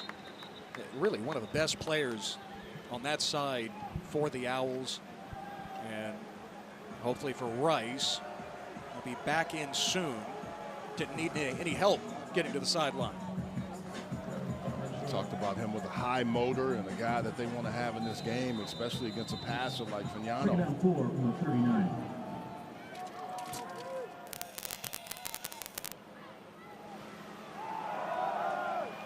Edwards again, dashing for the first down inside the 35. Bring Edwards in. This offensive line now has found something in that interior, and they're attacking it. Edwards has been quiet for the most part today, now up to 39 yards on 11 carries. He's been UConn's leading rusher each of the last 3 seasons.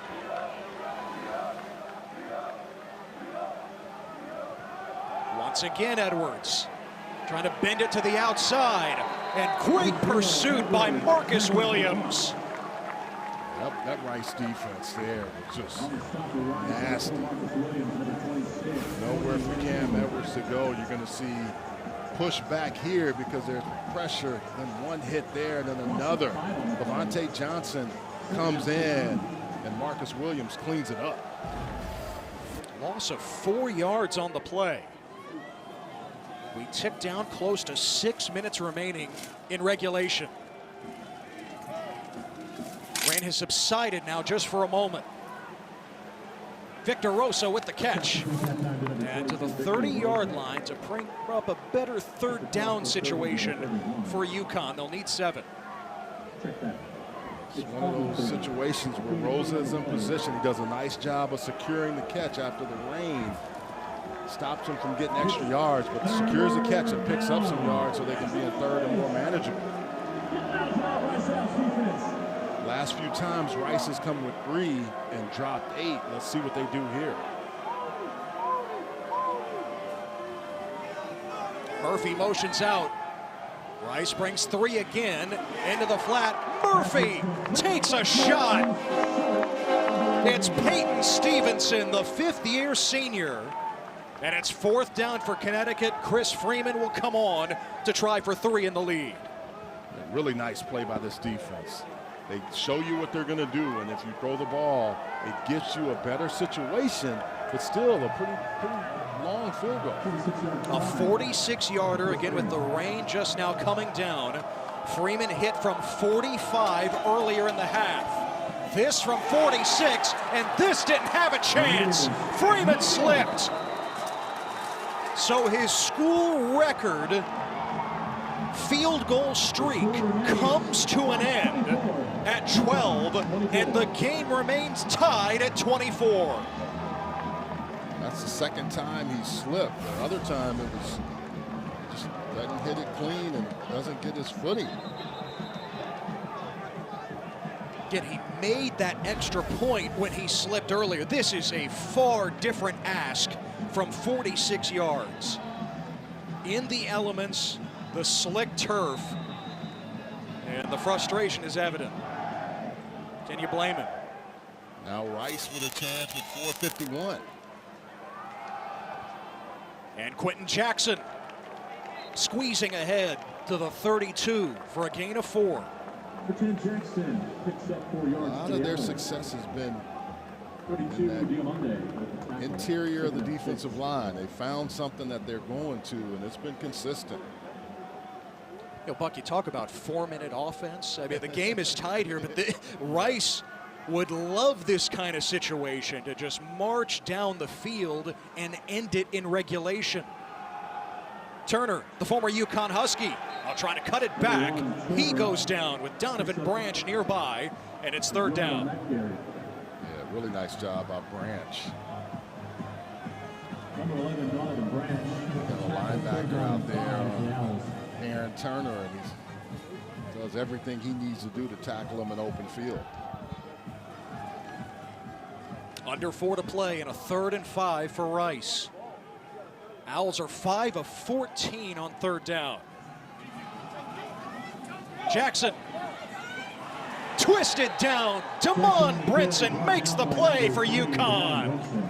Brinson came out of nowhere. He was shot like a cannon. And that's another, I mean, we've watched him make some plays, and Jackson has been able to come out of a lot of that, but Brinson said, no, not there. What a job by this UConn defense after the missed field goal, rising up and forcing a 3-and-out right away. Back-to-back plays by guys in open field, whether it was Branch or Brinson. Nice job. Paqueta over the head of Harper. Can Rice chase it down? They will, as it checks up at the 5. A 62-yard line drive punt by Alex Paqueta, and with under 3 to play, UConn will start from the 5. We had so much offense in the first half, and then the second half has been both defenses that have shown up. It was a 21-17 UConn lead at the half. We had 3 touchdowns combined in the final 2 minutes of the half, and a defensive battle breaking out here in the second half. And Joe Fignano, the 25-year-old, 7th-year senior quarterback, is 95 yards away from the end zone. And even in this weather, perhaps even Freeman gets another shot to play hero with a field goal. Fignano starts the drive by connecting with Murphy. Gain of 6 to the 11. Footing is not good in this area, and it hadn't been good in the other 20-yard line or so. But one of the key things is, can they keep this offense on the field? Now, Shamar Porter, beg your pardon, came up with that catch. The former Kentucky Wildcat in his 2nd year with Connecticut. Now on the ground, Edwards churning past the 20-yard line with a 1st down. 12 yards on the carry. Determined run by Edwards on that one. Good interior blocking, and then just finds the lane, and they're going to get this down to the 2-minute timeout. 2 minutes to go in regulation. Jim Mora and UConn pursuing a 5th consecutive win and bowl eligibility here in Houston.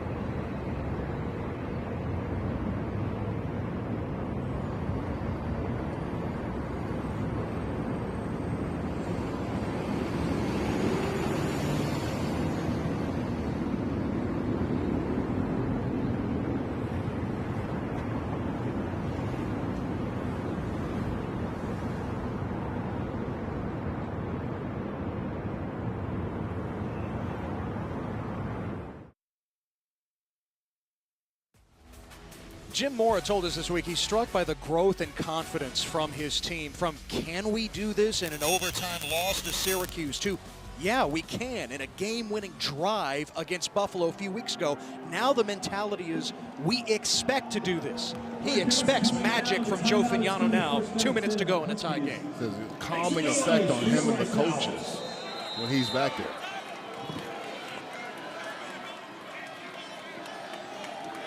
UConn started from the 5. They've got it at the 23 with a first down. Edwards slashing for a couple. UConn does have all 3 timeouts. Both ball clubs showing some physicality, especially on defense. Defenses have tightened up in the second half.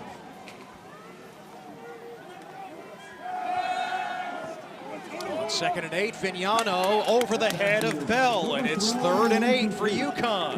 Fagnano went down in the pocket. Stops the clock, so if you're Rice, you don't have to use any of your timeouts. It's really critical on this 3rd down for UConn to convert, because if not, Rice gets this ball back, and they're in a position where we've seen some explosives from them.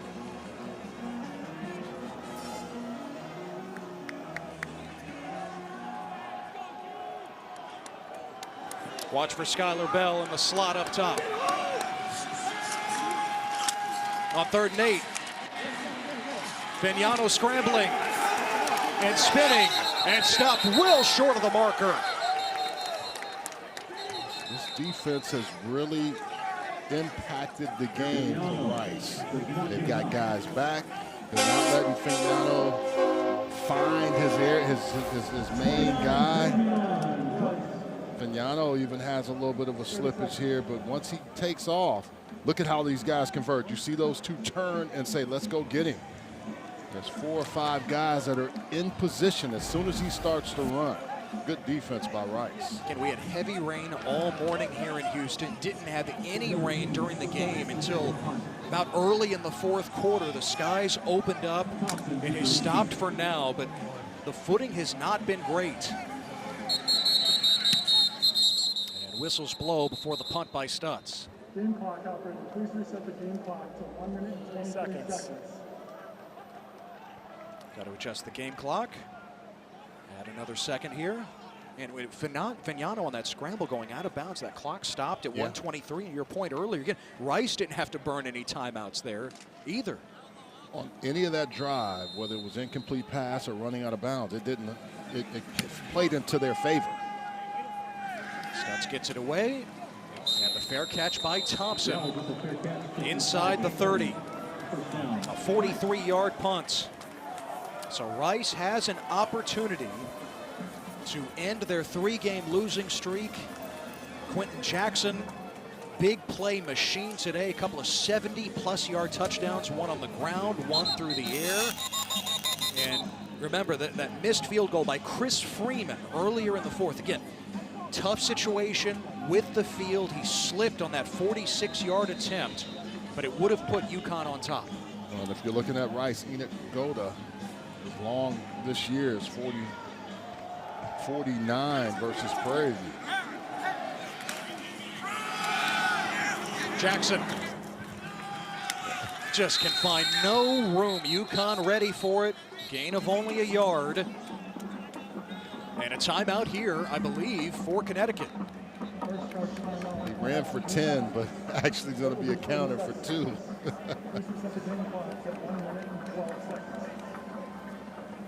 It'll be interesting to see Rice in this situation. We know the design of their offense, the triple option out of the spread. I mean, Jenkins, he has been on target through the air.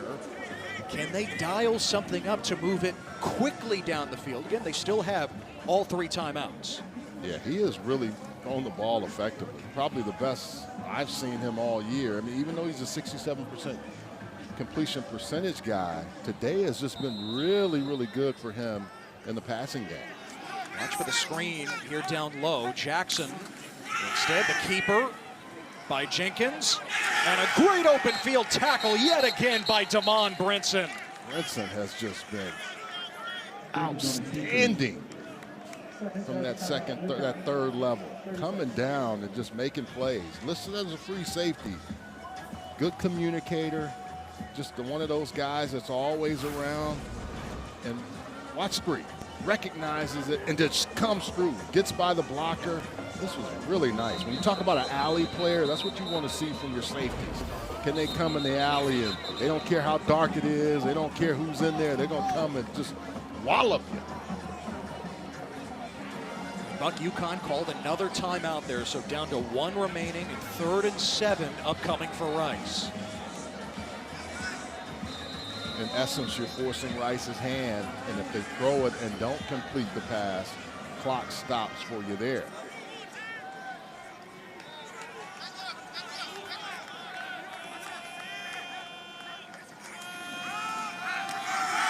On the misdirection, Aaron Turner stepping out of a tackle, and he's close to the line to gain. He needed the 38. It looks like he's got it. First down for Rice with a minute to go. Brinson had a chance but couldn't come up with the tackle. And he, again, came flying from his safety position. Watch three again. He's in the box this time, and then he's just looking for an opportunity. He sees it, recognizes it, but can't get him. Turner with an outstanding job of getting out of the tackle.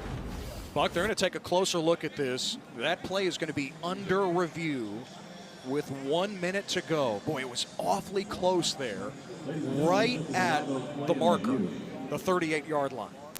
Well, and I would imagine if it's 4th and short, the way this Rice team has been running the football, there wouldn't be any hesitation to go for it on 4th down.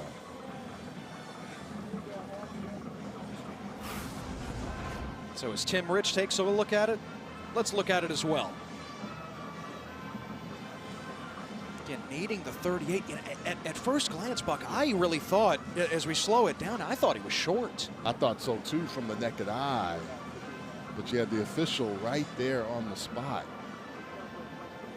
And also check that ball position. Yeah, all of that comes into play. As he crosses the sideline just past the 37, again, needing the 38, see where that ball is. I would not be surprised if there was enough here to make it 4th down for Rice. I think there's enough to overturn this. After reviewing the play, the ball carrier went out of bounds with about the 37-yard line. It will be 4th down and 1 yard. Please reset the game clock to 1 minute and 1 second, and the game clock will start on the snap. Well, now what does Scott Abel decide to do? Get that frustration out first, but 4th down for Rice, and he sends on the punting unit. It's one of those where you just right there. Are you surprised they're not going for it? I'm a little surprised, but I'm also not surprised with the way their defense is played. That's, you know.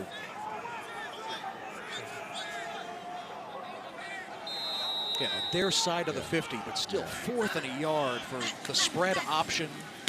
Instead, Baketa sends it away. Harper is lassoed at the 20. And UConn will take over on their own 20-yard line. A 45-yard punt. Marcus Williams down there on coverage. Now it's up to your defense. Marcus Williams being one of those guys. Great special teams play there by him. Of forcing this offense to have to march 80 yards for a touchdown and a little bit less to be in position to kick a field goal. The target for Chris Freeman, assuming the field is okay, like take the slip on his missed field goal earlier out of the equation. The target line would be around the 35 or 40-yard line.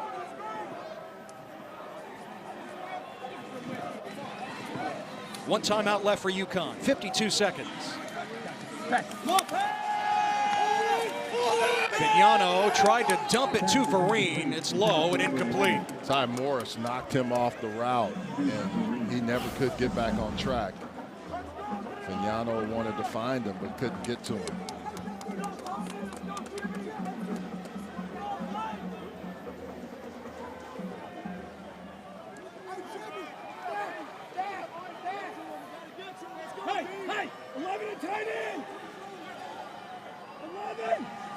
You got to watch for the tight end in Juice Farine. You hear the Rice defenders talking about it. Instead, Vignano dumps it to Rosa out of bounds, just past the 20-yard line. It's third down for UConn. On defense, you have to communicate and talk, and a lot of times they'll tell you what they're looking at and what they're thinking. As an offensive guy, you hear them calling your number or saying, watch this, watch that, because they have to communicate. Juice Farine had a touchdown earlier, his third in the last 2 games. He remains on the field, 3rd and 7. Just a 3-man rush. Vignano off the hands of Bell, a little tall, incomplete, and it's 4th down for the Huskies. And that's why they punt it, because this is a one-dimensional team now, and they haven't played particularly well in the pass game. And it's a block, and it's really a poor throw. That ball wasn't going to, it was going to be caught if it were, and was not going to go much further. Oh, high snap. Stutz corrals it somehow. And it bounces past Tyson Thompson inside the 20. Stutz with an athletic play and a great punt.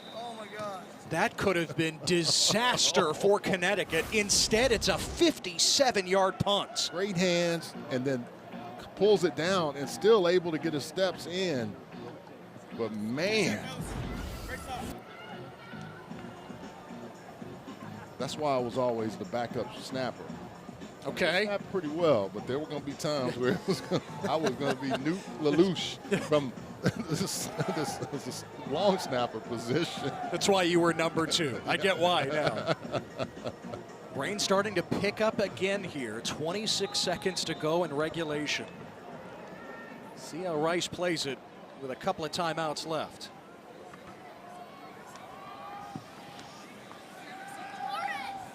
Jenkins underneath to Drayden Dickman and out of bounds past the 25. Now, you say on one hand, yeah, with the spread option, no, it's not a quick strike offense. If Quentin Jackson or Dickman, the track star in the spring for Rice, if they get loose, watch out. They've got some weapons here that can be explosive in their own right, and they've shown that today.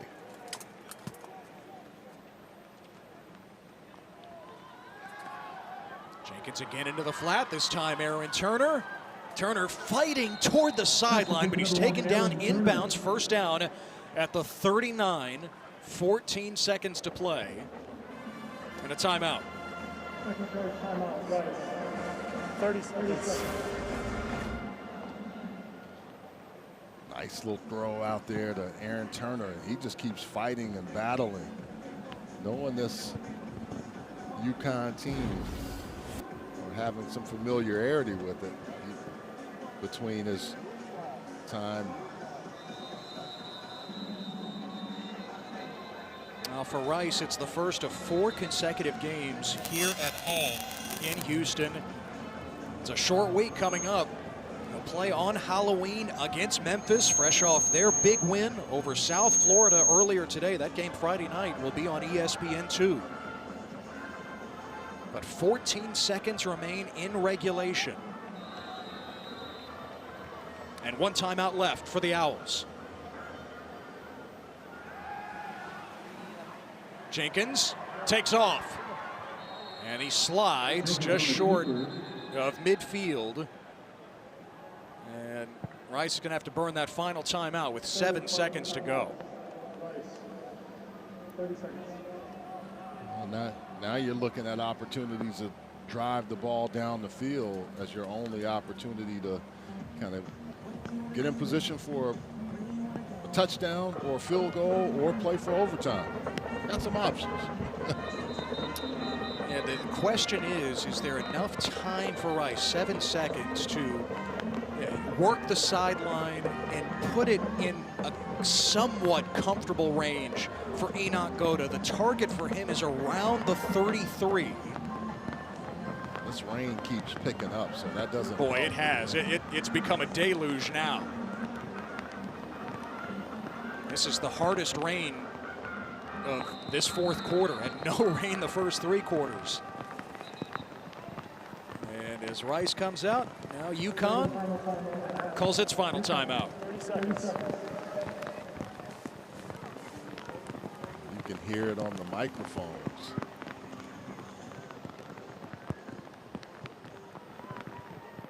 How do you play this if you are Rice and Scott Abel? What are you trying to design here? Yeah, to what your point, trying to get it to the outside so you at least catch and be able to stop the clock. And then it leaves you with potentially one last play. This can't take long. If it does, that means we go right into overtime.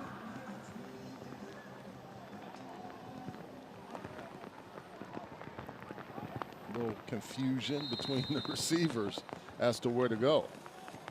Both teams out of timeouts now. 7 seconds. Jenkins on the roll, being chased. Looking for Dickman along the sideline. And out of bounds, and now it would be time for the heave like you talked about.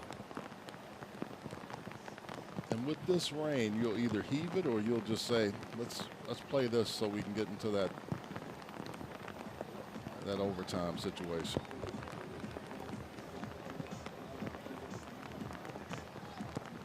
Yep. It looks like Rice, to your point, Bucks, gonna head straight to OT. They won't even have Jenkins try to throw it as far as he can. On to OT here in Houston with Rice and UConn tied at 24.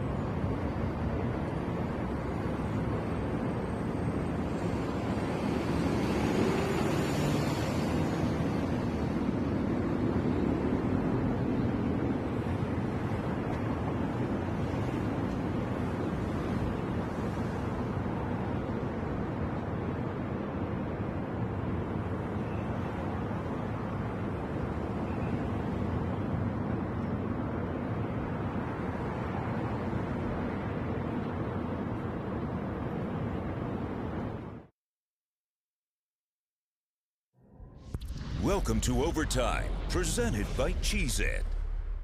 It's crunch time.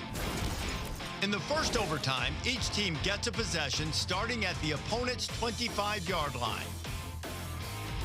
If it goes to a second overtime, teams again start at the 25-yard line, but must attempt a two-point conversion after a touchdown with no extra points allowed. From the third overtime on, Teams alternate 2-point conversion attempts from the 3-yard line until the game is decided. Reese, appreciate the breakdown here in Houston. Ted Emmerich, Charles Arbuckle, Smacker Miles, our entire crew off to overtime, tied at 24. UConn winning the coin toss, of course, electing to play defense first to see what they need on their possession. And Rice begins with Chase Jenkins, who's back in the lineup after his ankle injury a couple of weeks ago, and a nice gain on first down, pickup of 6. Looks like he almost turned the wrong way in that play and still was able to pick up positive yards. Jenkins, Rice needed him back in the worst way. He's been efficient as a passer and a big threat on the ground as well. On 2nd and 4, Quentin Jackson muscling ahead for the first down inside the 15. What a game he has had. He lost his helmet in the process. He's going to have to come out for a play.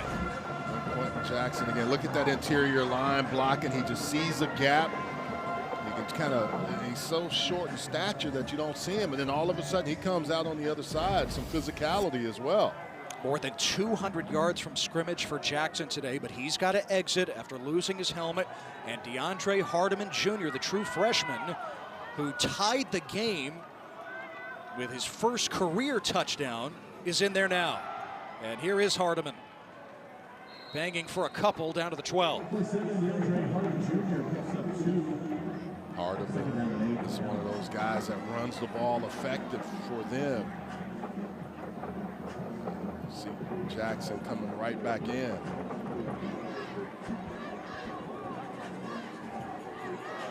Jackson 137 yards rushing and a touchdown, 80 yards receiving and another score. Now the option. Jenkins keeps it and a hurdle down close to the 5. Every time you think you have Jenkins or Alexander or Hardiman and Jackson in particular, they're in position, right? But he just turns and finds just the angle. Lee Mollett is coming down, and he's able to still pick up some of those positive yards.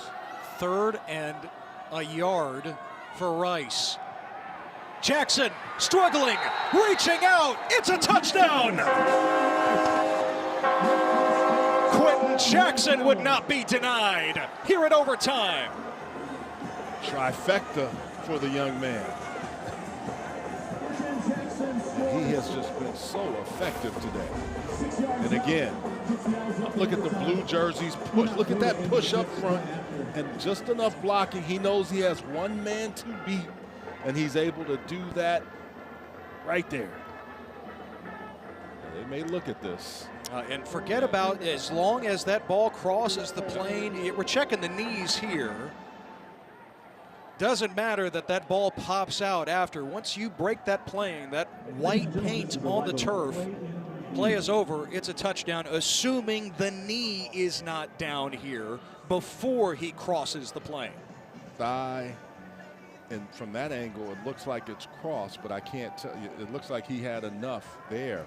Now, here's the other thing. Come on, Brunson. Again, how many of these tackles has he been involved in? And seemingly all of them against Quentin Jackson in the open field. From that angle, it looked like the ball crossed the plane before his thigh went down. Got to protect the viewfinder in the rain. Looks like a quick review for Tim Rich. The ruling on the field is upheld. Touchdown. So it is a touchdown. And Rice has the lead. But again, extra points have been tricky with the slippage on the field.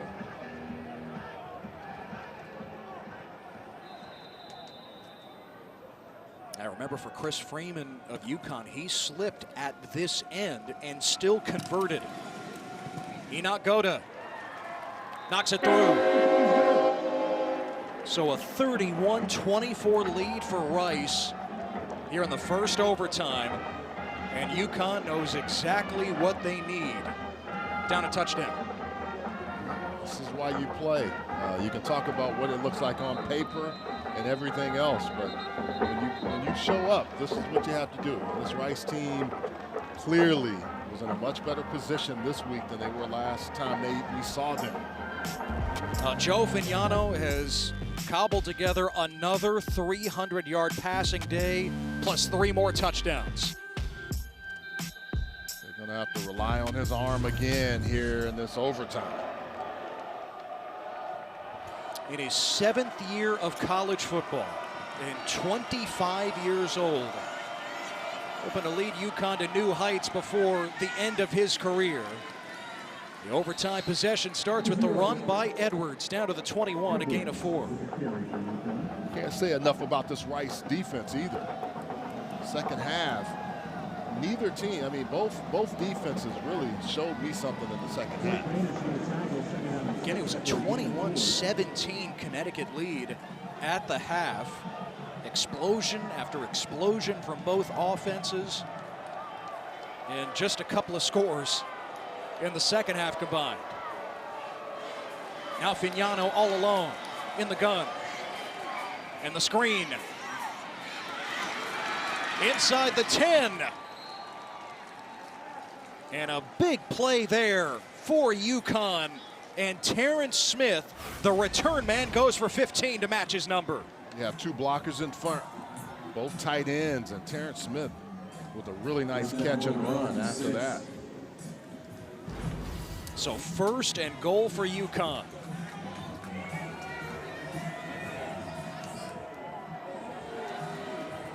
Again, the Huskies can wrap up a bowl bid with the win today. It would be their 5th consecutive win after a 1-2 start. Edwards probing. He is in, standing up for the touchdown. A quick response by UConn here in OT. Good job by Edwards working and then attacking the hole.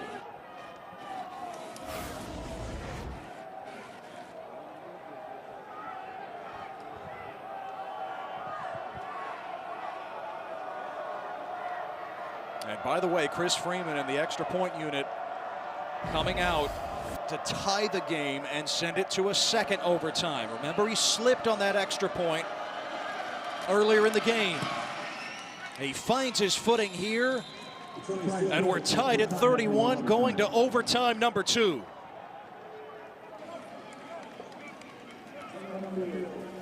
After not much scoring in the second half, how about a touchdown for each side in the first overtime?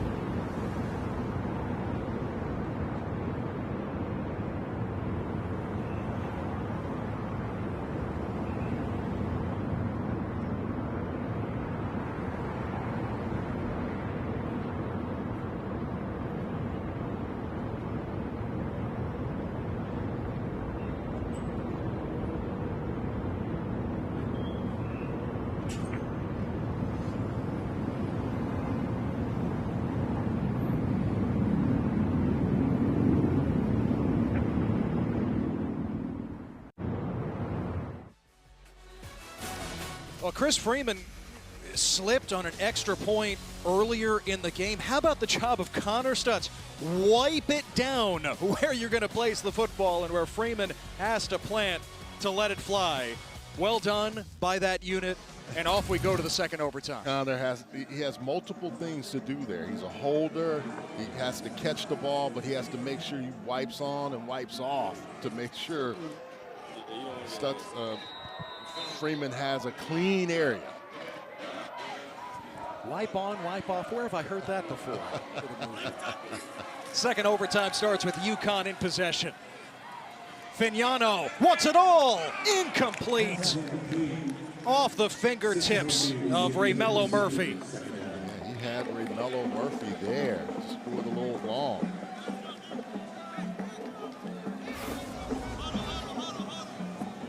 Just a little long. And again, you score here, you go for 2. So your 2-point conversions, you got to have your best ones ready. Most teams have some in their back pocket, but you don't want to keep going through that overtime to use all of them up. And of course, if you head to the third overtime, then it just becomes a 2-point off. 2nd and 10. Screen for Edwards. He is submarined by Marcus Williams after a short gain.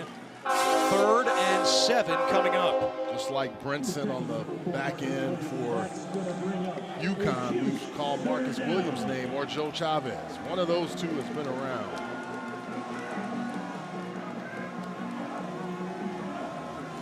What do you look for on 3rd and 8? Well, you got to get that first down. And if you don't, you're going to go for it. So do something where you can take advantage. You got one-on-one up there. You got a receiver where he can catch it and turn it into a first down.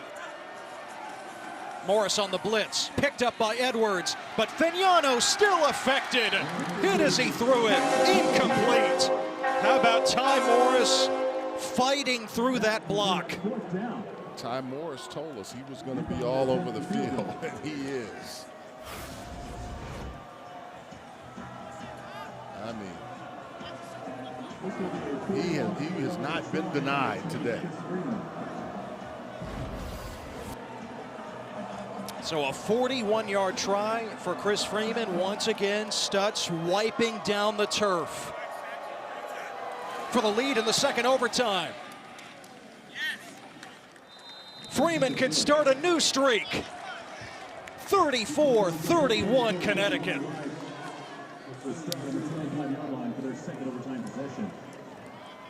And now for UConn, mission critical for your defense not to allow the touchdown, the walk-off for Rice.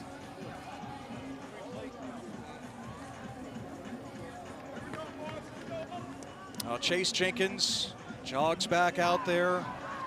Very different sight from 2 weeks ago in the Alamo Dome when he had to limp off with an ankle injury. He has been money here today. Throwing the ball effectively to his weapons. 15-19 on the day, 172 yards, 1 touchdown. Give it to Quentin Jackson. And Jackson pushes for a couple. Q-Jack has been phenomenal today. Clearly the rest did him well, getting healthy and everything else. But the offensive linemen coming back from last week, though, when they haven't had those guys getting healthy as well. David Stickle is a key component of that, the center. A touchdown wins it for Rice here in the 2nd OT. Jackson breaking free! Quentin Jackson calls game with a 23-yard touchdown! Wow.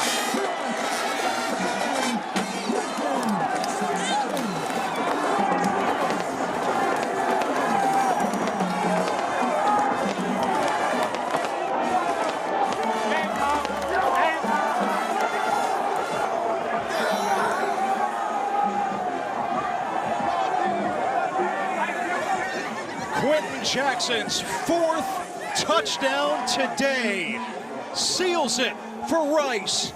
A signature win in their first year under Coach Scott Abel as they knock off UConn 37-34 in double overtime. You fight, claw, and scratch. I talked about this offensive line. Look at that push there, and then 2 guys to beat.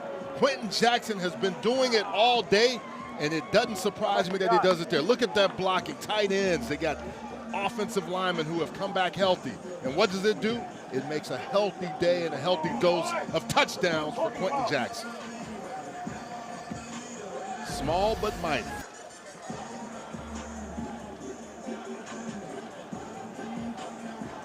Downstairs to Smacker. Jack, walk me through that final play. We call it an RPO. Trust is coach gave me trust to run the ball.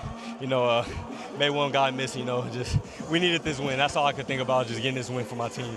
We've been through a lot of hardships.